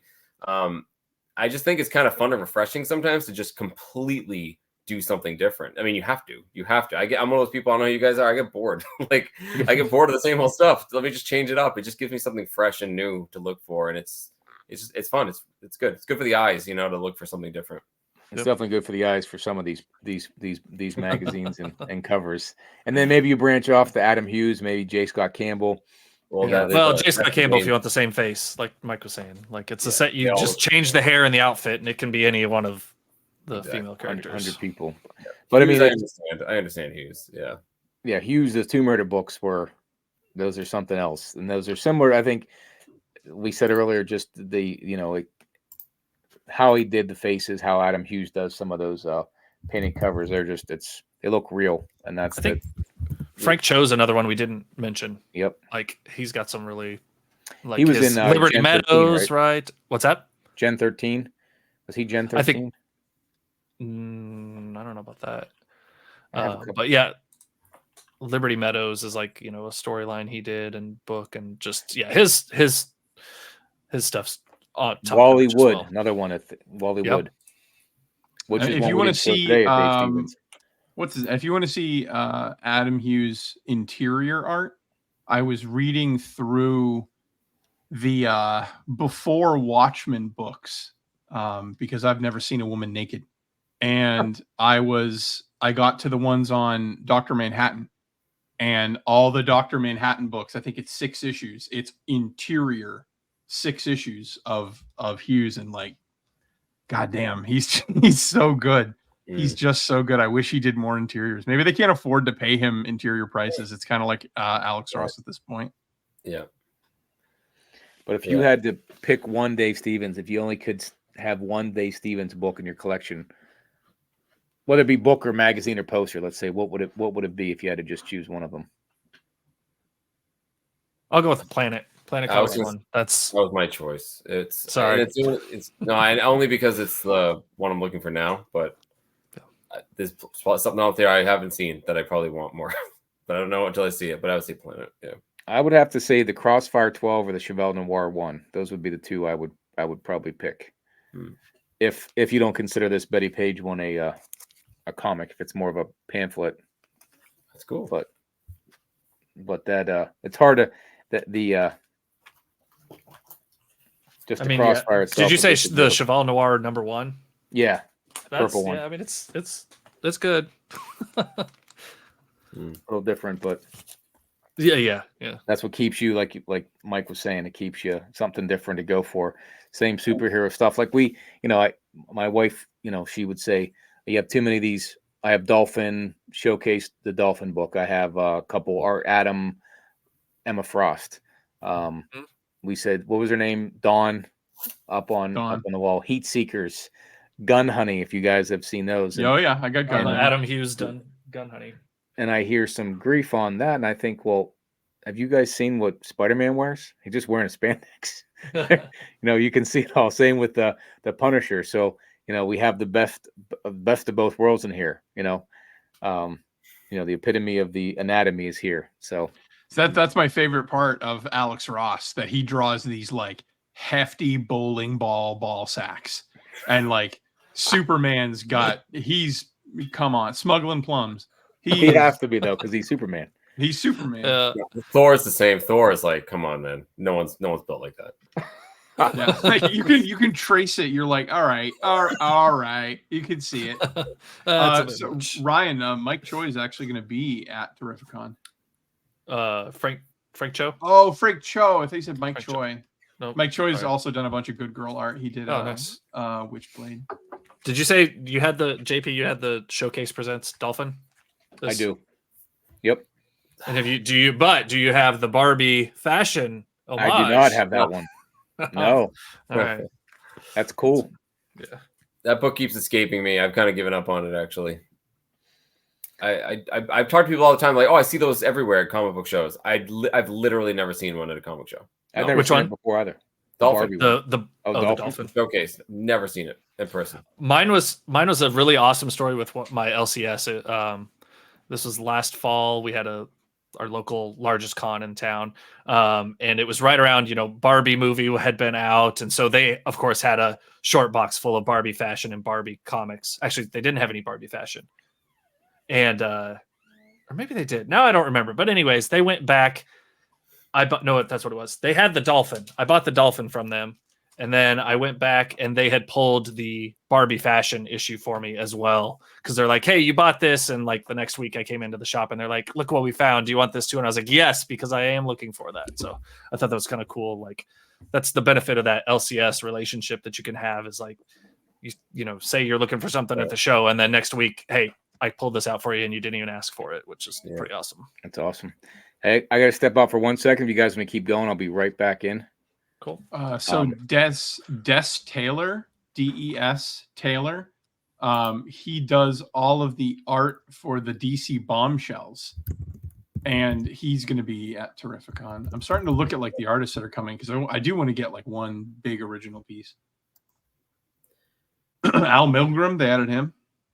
Well, that's big. Yep, he was there last year. Yeah, I love watching it. Like, see who's showing up. It's kind of cool. Stephen Butler, they added him. Is that show more of a true comic book show, or is it more of a pop culture Comic-Con larger than that? It is that, but I would say it's 3/4, 80% comic books. Wow. You can have both. You can have both, and this is absolutely. Yeah, but like a lot of times I go, it's like 90% pop culture. Then there's like 3 comic book vendors, right? Terrificon, I was worried because you look at all the actors and stuff. You're like, oh man, but it's not. They have all of them at one end, but it's a gigantic area. I mean, it's incredible the amount of comic books they have. So it's definitely a comic collector's Comic-Con. Yeah, I literally have no idea what I'm targeting. Not gonna lie, I have no idea. I'm gonna have a big stack of cash on me, and I want to pay in cash because I want to do it for the meme. But then I have no idea what I'm looking for. I'm gonna let the con speak to me. Yeah, that's the way to do it. And honestly, for me, when I went, I spent, I waited lines a lot for signatures, but a lot of times I was just walking around. I didn't really buy anything until the end of the day. You know what I mean? I just walked around, saw what to, checked off a couple things, made a note like, well, I'll come back to this one. And I just enjoyed doing that, and there were lots of friends that I bumped into, and that's part of it. If you're there for days, I mean, you don't have to feel the need to pull the trigger on that first day. You have plenty of time to think about it. It depends. If I walk in and there's a 4.0 $5,000 copy of Turtles 1 first print, I'm not even going to debate. Just like, give it to me. Just give it to me. Just give it to me. I'm not waiting. Give it to me. They are scarce. I know you never see lower grades because the people that have them, they love them. They don't let let them go. Yeah. You gotta wait for them to die. I'm an idiot. My biggest regret from Terrificon last year, I screwed up. So there was a guy who had a third print Turtles one, and I had one. I just traded it, right? It was a lower grade, but he had it for $150. And I said, "Would you take 120?" He said, "Yes." And it was a little beat up, but they press great. They have really low paper quality, like bad paper quality, but they press fantastic.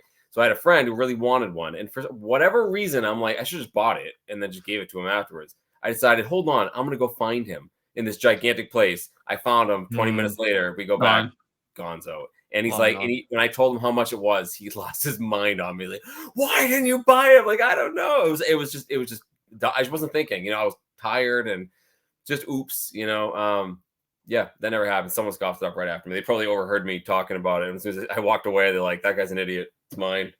We're going to have to set up a network when we're there of like, if you see something, say something. Absolutely.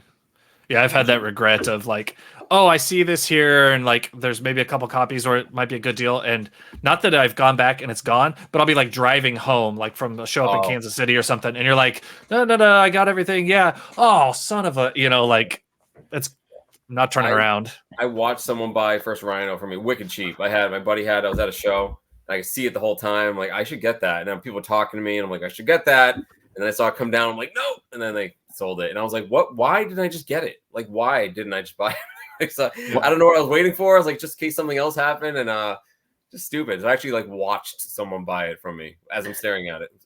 I had a show I was in Buffalo last year, and this guy had a bunch of great Silver Age, and he had a lot of pre-code horror books.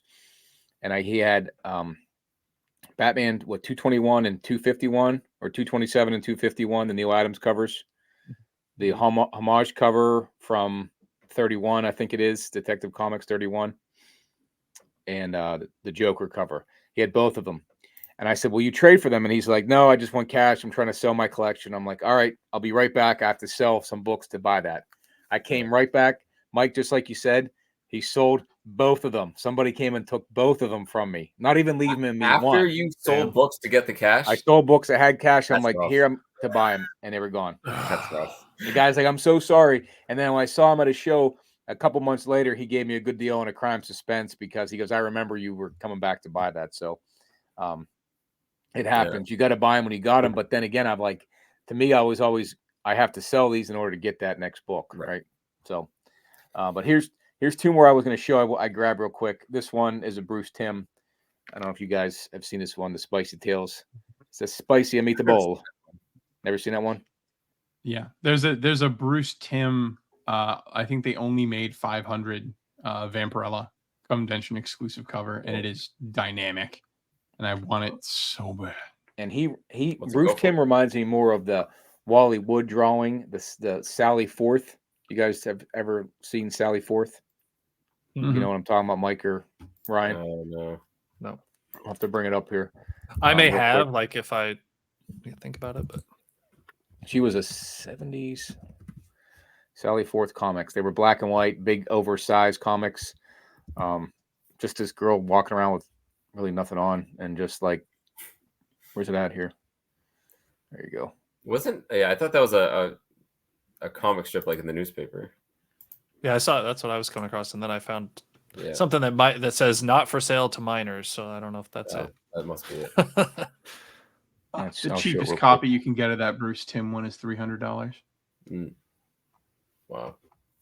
I regret not buying there's a book. All right, so here's the Sally Forth. If you guys Naughty and Nice by Bruce Timm. It was a book that was at my local half price books, and I went back and it's gone, of course.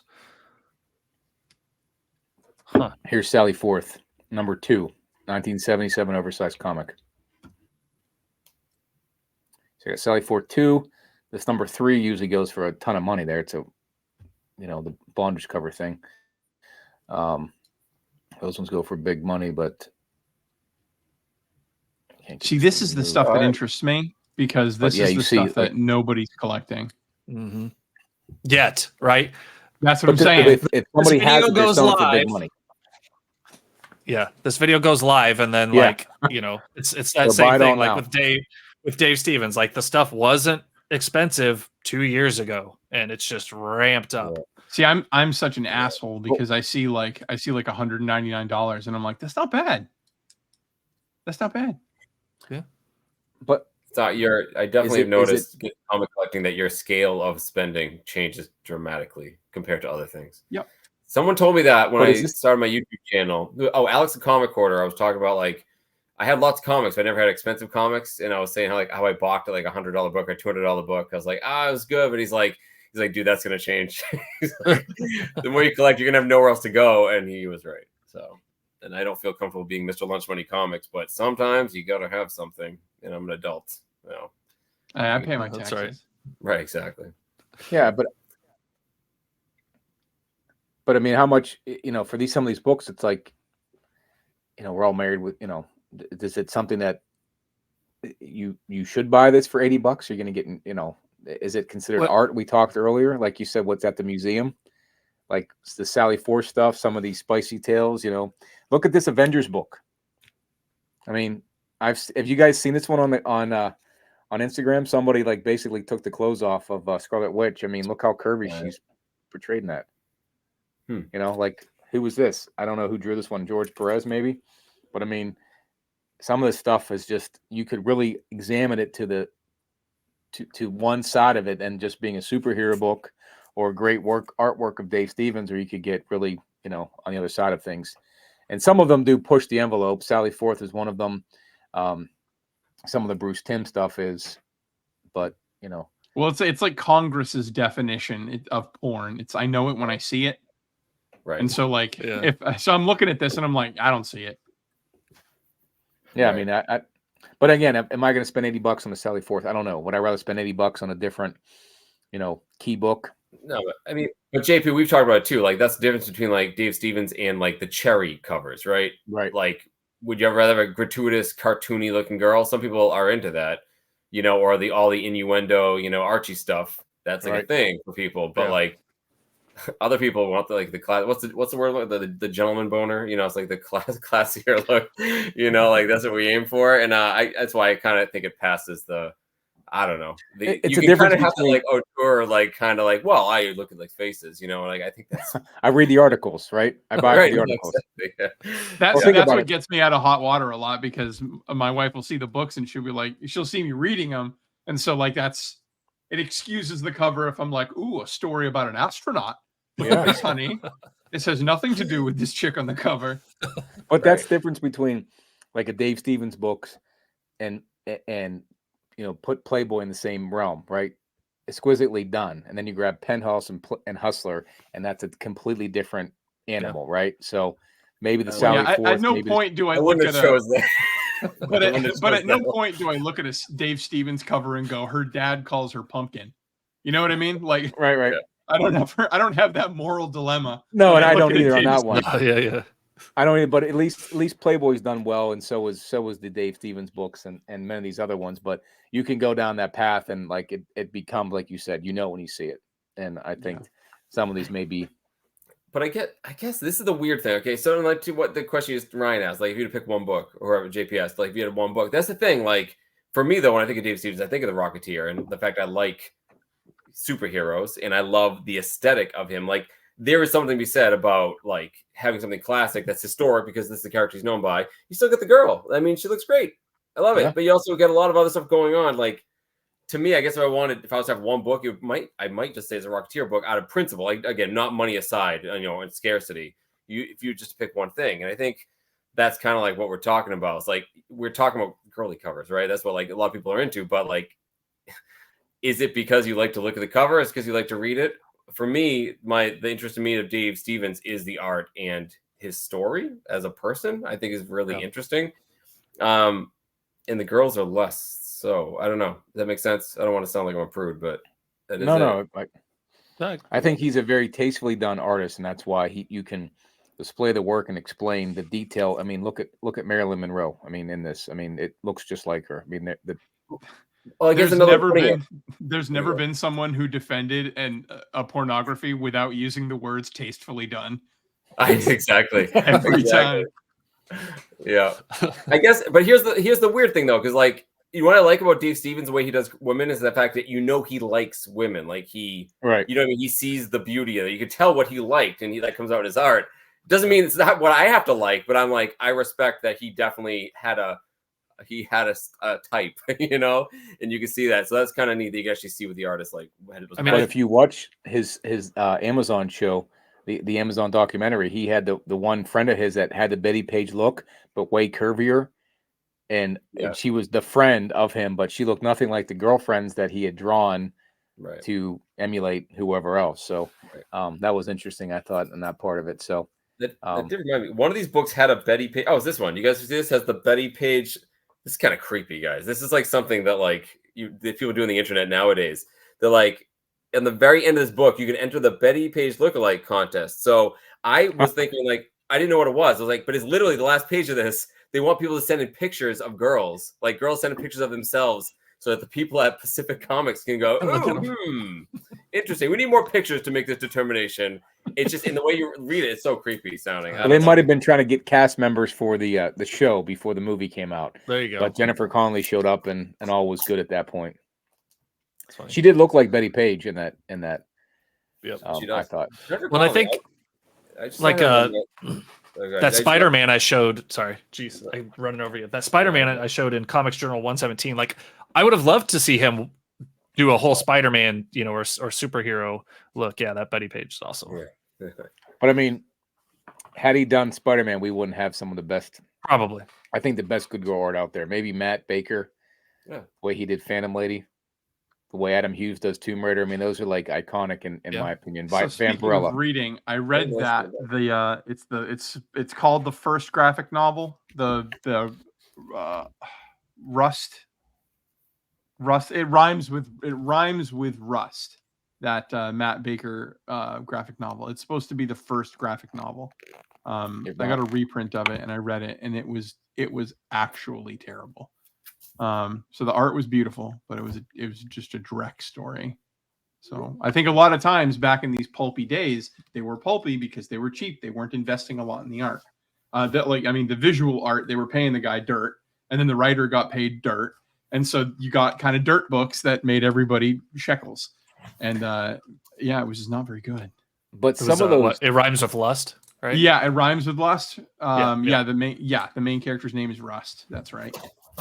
Dreadful.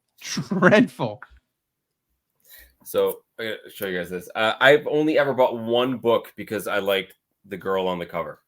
Want to see it? This is how you can tell I'm a good boy. That's it. I just really like the art. I like the trade dress, how it looks very 70s sitcom. Who does she look like, though? She looks like the Gwen Stacy from Amazing Spider-Man, does she not? Like Bryce Dallas Howard, does she not? You mean from the movie? The other girl. Yeah, Emma Stone. Girl. Oh, yeah, you go. I'm sorry, you're right, Emma Stone. You're like, right. And it's like photorealistic, like it's blurry around the edges, like it's a camera in focus, like a 35 millimeter. I don't know. I saw this. It's a variant by Lee. Well, Lee, I can't remember his first name, but I just really, really liked it. But because I had this book, I showed my buddy Jeff. He had a whole bunch of books he was getting rid of, and he's like, "Oh, you would like this one." Like, I don't collect these, but he gave me this one, and it's Adam Hughes. Actually, again, this is the stuff I like because. So I showed my wife, and she's like, "Oh, she's beautiful." I'm like, "Yeah, see, it's classy, tastefully done, right, Ricky? Yeah, tastefully done. You can use your imagination. That's it. That's it. Other than Dave Stevens, like that's the only books I ever owned for. Like, see, I own a ton. I pick on I pick on cover people, but like I own it. Just my DC stuff. I own a ton of Art Germ Good Girl stuff. I love the Art Germs. He did a whole run on Supergirl. That's fantastic. I just had to grab. Speaking of Adam Hughes, my all-time favorite Adam Hughes would have to be Tomb Raider number 50. Oh, that's right. Yeah. There, you can't beat that one. That this is the last one, but the artwork on it, the glasses, as she looks in the. I mean, it's amazing. So I wish I would have bought the version of this, but the Warren Liu Wonder Woman Black and Gold, that facial expression is just like. It looks just like her too, almost from the from the movie, somewhat. He's done a ton of Vampirella. Really? Yeah, a ton. Oh, they get all the good girls because they'll be like, "Hey, we'll drop you a big fat check and then just hand it in when you're chunk done. Of money. We'll stick it on any cover." I don't like it when they pick like a real life actress or model to model it off of. That always bothers me. It's very distracting. I'm like, eh. All these Taylor Swift books that are coming out Right, now, like so- all these yeah. covers. I'm like, nah, I don't want that. Those I don't like, but I like the Vampirella cosplay covers only because they go wide with who they'll have represent Vampirella. So like Oh, I that's just cool. got one. Like the woman's like on the broad side of 30 who's depicting Vampirella. And so like then they'll get like a 20-year-old with like no boobs. And then What's they'll the get, like, broad a side of 30 mean? Is that like 39? like 30, yeah, like 39, yeah. Like the deep end. There's no turning back. There's no Middle-aged. turning back. Middle-aged She's a woman Vampirella. now. Yeah. Do you only collect the Virgin covers, Ricky? For Of- the of Vampirella Vampirella? books, if they have a trade dress, That's what you prefer. I can't. No. If they have a trade dress, I'm stuck with Oh. it. But like I angle for them. Like it's the rarest circumstance where I'll tolerate the trade dress on the modern Vampirellas. But Gotcha. back in the day, like my favorite Vampirella of the Warren era, the 70s was 85. And the trade dress is they only changed the trade dress once, and they made it sci-fi. Let me find it. It's really weird. Here, where's my flashlight? My room is so dark. Fuck you, internet. I'm making it Is that a all real moody cat for you. behind you, or is that just on the TV? That's on the TV. Are those real shooting stars? yeah, in my house. Wow. Is it really Beautiful, purple Ricky. outside? You have the best view out of all of us. I'm in my basement, and you got the best view out the window there. Nice. Okay, we're getting there. Yeah, here it is. Okay, so every single Vampirella had this trade dress. All of them Right. had this trade dress. Mhm. Identical.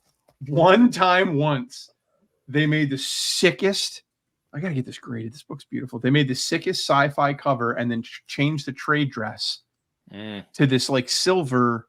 Mm. And then look at that shit. Yeah, it's cool. That's pretty so sick. The bright Frazetta kind of That space pale background. fantasy. Yeah, painted background. it should be painted on the side of a gravitron. There You know what I go. mean? Like it should be on the side of a tilt-a-whirl. Or a Mhm. van? A van. Or yeah. or a van. But Now, there's another artist that you made me think of. That was Boris Vallejo. Oh, Boris and Julie Vallejo. yeah, Vallejo. He did a lot of the fantasy stuff, right? I can't stand that. They always look sweaty and glistening Sweaty. as well to me. Yeah. But they usually were fighting some beast or something. And I have a bunch Yeah. of cards from a guy Yep. who worked with me back in the day, and he was big into Dungeons and Dragons and give me a bunch of these cards I still have, but there's no value in them. I mean, again, cards are different animal, but they were some good artwork, but they're this big. I'd much rather have something a little larger. So I was at a Comic-Con in a mall. First off, I found a novelization of Judge Dredd, which is just the tits. I'm gonna read the hell out of that. But no, It has tits in it, or no? It's the tits. I mean, it'll have throbbing man tits. Judge Dredd is just too cool. Is that one Legendary Vampirella? This is a variant of the issue 1. I love it when they put her in outfits that aren't her typical outfit, because we get so much of her outfit. But I also like it when she's anime. Now, she had a lot of team ups with Lady Death, and who else? So did she- any indie character that they could pimp her out to, they would.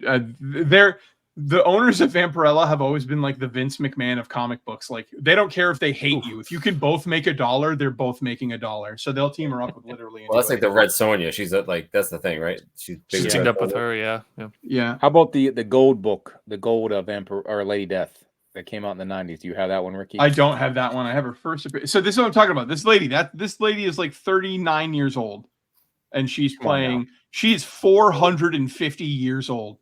This Well, the woman. vampire years, She's Ricky. 32. She's 32. She sat behind Jesus in high school. Look at that lady. But then, so you get that, and then like this is a Jusco. Oh, nice. That's She looks 39 in that one. Yeah. Oh yeah. Yeah. Absolutely. Yeah. She dated Methuselah, She's MILF. She's a MILF. and then this is Mayhew. Hmm. I love the books that are on the side too.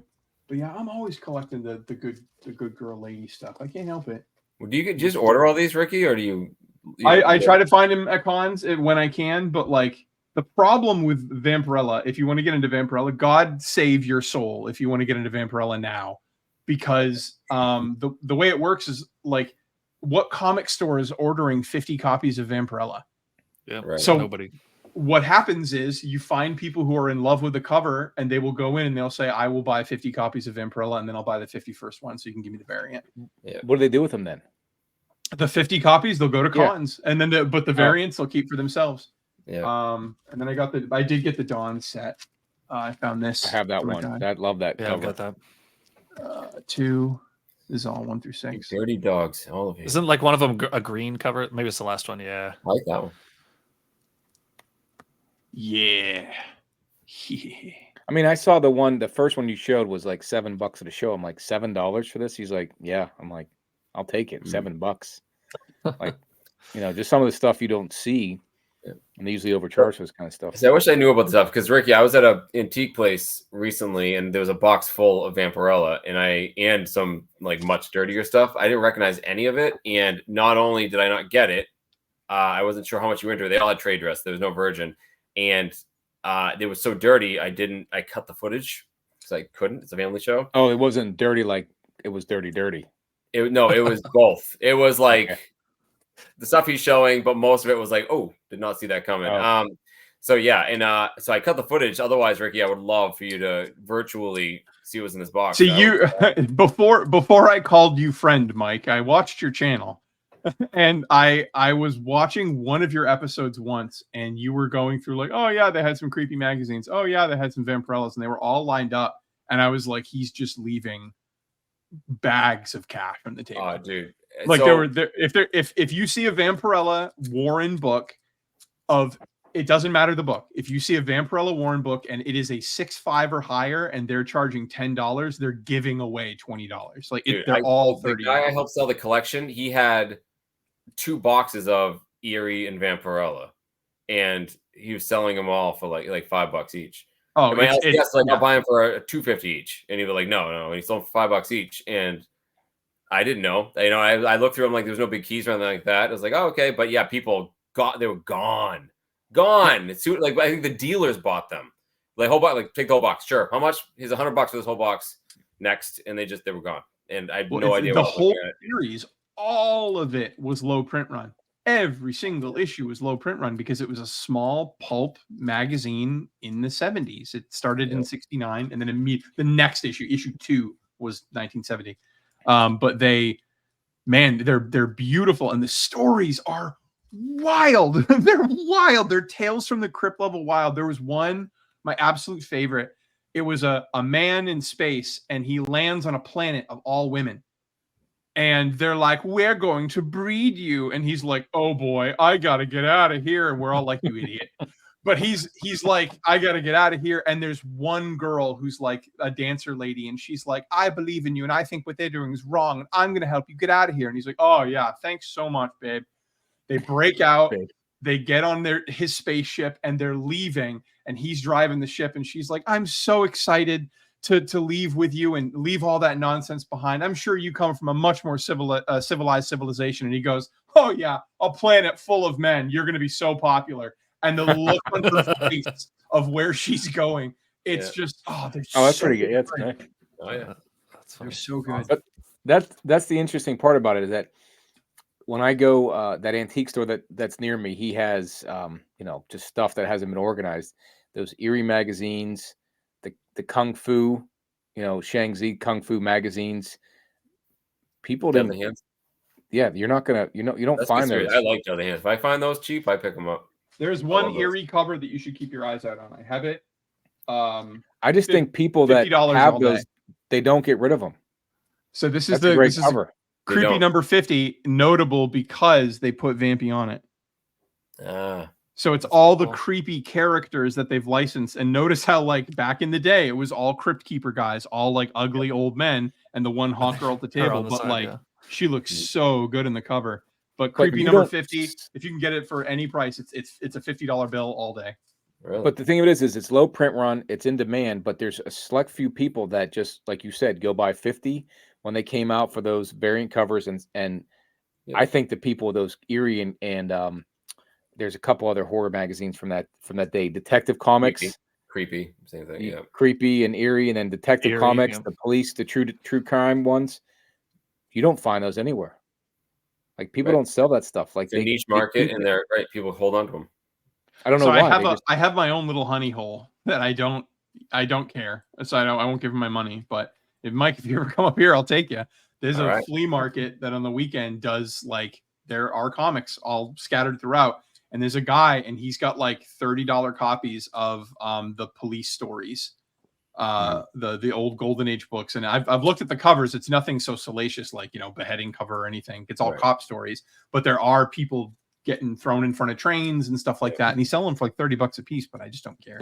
But if you go back to the 70s and 80s, those true crime books, Police Detective, became very raunchy covers for the 70s and 80s that you don't see them. People don't. They're not. I don't know what people did with them, if they threw them out or kept them, but they're like, you know, like look like Jesus, what was her name?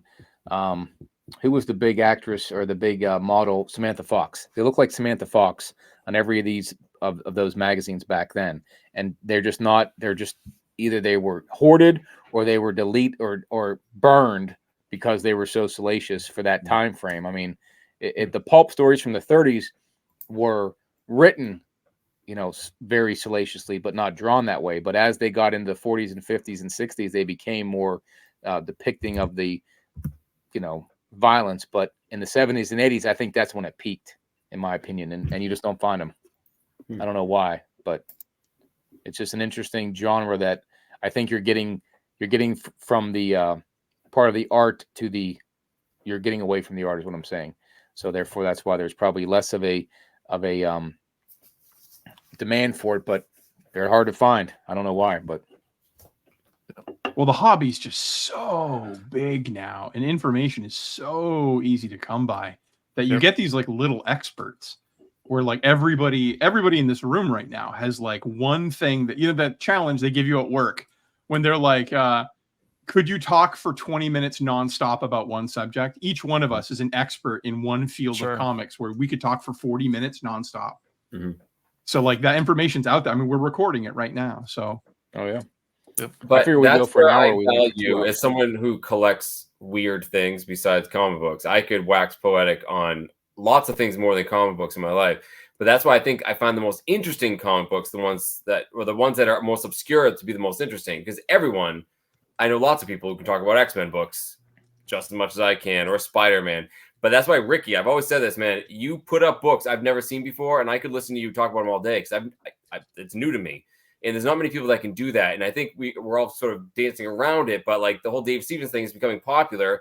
It wasn't a couple of years ago. There are lots of things like that if you became the expert in that one thing, this is true of comic books and true of life. You're really good at one thing that no one else is doing, you will find success. And there's some artists out there that are fantastic that people aren't buying. Become an expert in that one thing, and I think your collection is going to scream. It's going to be awesome. And that's why, Ricky, I'm amazed at some of the indie stuff that you pick up, because people should be picking up. It's scarce, rare stuff, and it's going to have its day again. And I'd rather jabber on 20 minutes about the stuff you collect than the stuff I collect. I would rather have rare and weird than huge and mega grail. That's why I also like collect the I call it comic adjacent stuff, promo items, and like things that were sold or given to stores to promote a book or something, and they've got it, and most of them were probably put up on a window with tape and then torn down and thrown away, right? Like if you can get those side pieces as well, like I like those. Like I think I showed my uncut Marvel masterpieces print on your show, JP, right? I got a couple. And that was only given away, but it's like the big, however size one, and like those adjacent things I love, and those might be the rare piece, right? Where there's not a lot of those. There was only so many given out at a certain show and things like that. I mean, I think the smell check is like, if you ever have people in your house, right? And like, there's one thing if they ask you like, "Ooh, what's this? What's this?" But like, what's the thing you're excited to show someone? You know what I mean? Like, people come down here, look at my comics, and like, they know what those are. I'm like, "Oh, but have you seen this?" And I always grab something I know they haven't seen, right? You're excited to surprise somebody, and then my collection room is the same thing. It's just bizarre stuff. I think that's stuff that's stuff that brings you joy, because it's something you can surprise someone with. It's different, it's exciting, and that's the stuff we should collect. I think, Ricky, everything you collect falls in that department. So lately it's all been like the weird indie stuff. And like I'm doing the trade on Saturday. I can't stop talking about it because I'm so goddamn excited. Congrats. Doing the train on Saturday so I can get me some Judge Dredd in my life. Because, man, try to find Judge Dredd on eBay right now and pay less than $2,000, and it's not going to happen. Like, it's just it. They loved it in Britain, but even if everybody in Britain bought a copy, there weren't as many people as we had in the United States. They didn't print as many, and it was popular. But like, and how many survived? They called them progs because it's short for program, and it was like it was on program paper. Like those free things they hand out at the grocery store for like the Hippo in New Hampshire and stuff like that. It's on that free paper, and so like none of them survived. They used to put buttons in them, like literal like buttons. They would put buttons on the comic and pin it to the page and be like, "Here's your free gift of a button." Oh, madness! But like this guy, you got to watch his videos. Still only 35 cents. He's collecting all this stuff. Oh, he's great. Yeah, he's awesome. His content's good. This is I'll show you guys one more thing. While we're talking about weird stuff that I found. Have I ever showed this? I don't know if I've ever shown this. I got this at a flea market. It's from 1944. Oh, wow. And it's a Captain Marvel you put together like a paper airplane and throw it. That's sick. That other side. The other side, the way that like that artwork, it almost looks like it's a new stylized old, right? With the drop shadow on the lettering. Because it looks like it's in great shape too. How much did you pay for that? The guy had two of them. I grabbed the nicer one. I'm kicking myself. I didn't grab both. Yeah, Fawcett 1944. How much did you pay? That's cool. I got it for half price. I got a whole bunch of stuff. I think I got it for $15. Yeah. That's lovely. So I should have got the other one. And so I actually showed this to Steppo. I showed this one time, like I think I was with on Alan's show. I was like, oh, because they were talking about Captain Marvel. And he started sending me pictures, and he collects the same stuff. There's tons of this promotional stuff given away. Stuff that was in like milk cartons, like a milk containers. They have like a milk advertisement. Some guy the other day hit me up, say, hey, I found this Batman. It was a 1960s Batman milk thing, and and like the Superman. I got a Superman. I did a whole video on it. I found a Superman. It was a oil pamphlet with Superman in it. I ended up selling it for a lot of money because I got it for like nothing, but that was the thing. And like some people collect that stuff exclusively if it's comic related, but not a comic book. And I get it, right? Because no one holds on to this stuff. And if you ever do find this, a kid's punched it out or cut it out or whatever. So yeah, how many people back, especially even with the toys we collected, kept them in the box? So somebody never played with that in the 30s whenever they felt there was no value in that kind of thing. I think that's the rarity of that. How many unused Batman pregnancy tests are there? Still in the box, mint. Woman's just crying her eyes out. It's 2 Robins. We're not ready. Probably not ready. Shit. Yeah. But no, I don't. If you guys, I've had a great time talking about these. I mean, it's passionate that we have 4 guys on the show that all have similar interests but different in their own way and why they're collecting them, whether it be for the Rocketeer, the Dave Stevens art, the Good Girl art, Vampirella, the weird and stuff that you don't see every day. That's part of what's cool about this is that not everyone's collecting it, but some reason it's becoming popular, and I don't know if it's why it's becoming popular, but great. We're on that train. We're on that wave as it comes in. But, we had a reason to get it, not because it was popular, just because we liked it. And I think that's the great part about it. There's a passion I could see. That's why we could talk for 2 hours about various different parts of it. So, but I enjoyed it. I think the cool thing is the culture now is saturated with stuff that began with the comics that we like. And so like we've got people that are like several steps removed from the first appearance of a thing who still know about that thing. And then when you bring it up and say it's a comic book, they're like, oh, that's interesting. And then no, but we're the ones that are collecting that stuff. We like step 1, but they can't help it. It's like a giant human centipede. They're like 4 people down eating the shit, and we're eating the shit directly from the buttholes of the artist. That's one way to put it. One of my favorite movies of all time. Yeah, my favorite movie. If I had to be in one spot, I'd rather be at the front, I think. So. I would rather get the food. Yeah. Yeah. Well, if there's ever a sign off for a video, I think that was it. Oh, wait. Okay. So the final list of 90s movies: Rocketeer, Crow, Dredd, Tank Girl, TMNT, The Phantom, The Shadow, and I'm going to call an audible and say the Addams Family because it began as a comic strip in the New York Times and the movie came out in the 90s. Comic movie, fight me. I don't disagree. There Yeah, is sure. one more, and I can't think of it. I thought of it yesterday. when I Popeye was watching the 80s. There's one more that came out that was a 90s comic that no one would have known, and I'll think of it. I'll message you guys, but there was many that came out before we got the MCU, and Bebe's we Kids enjoyed it. wasn't a comic, in case you were wondering. Who was Bebe's Kids? Who was that? It was just a cartoon. No, but it was a comic that came up with that. What was the comic Yes, it name? was. Yeah, Robin Yeah. something. His name was Yeah. Robin. There you go, comics. It's all here. Bebe's Kids. We don't die, we multiply. That's how that went. You said it. So, but no, I appreciate you guys coming on. It was fun. This is the secondary part of our collecting that we enjoy as we go out and hunt and look for these pieces that aren't key books, but they're key to us. So I appreciate you all guys coming on. Anything you guys want to close with or thoughts on Dave Stevens, people he influenced?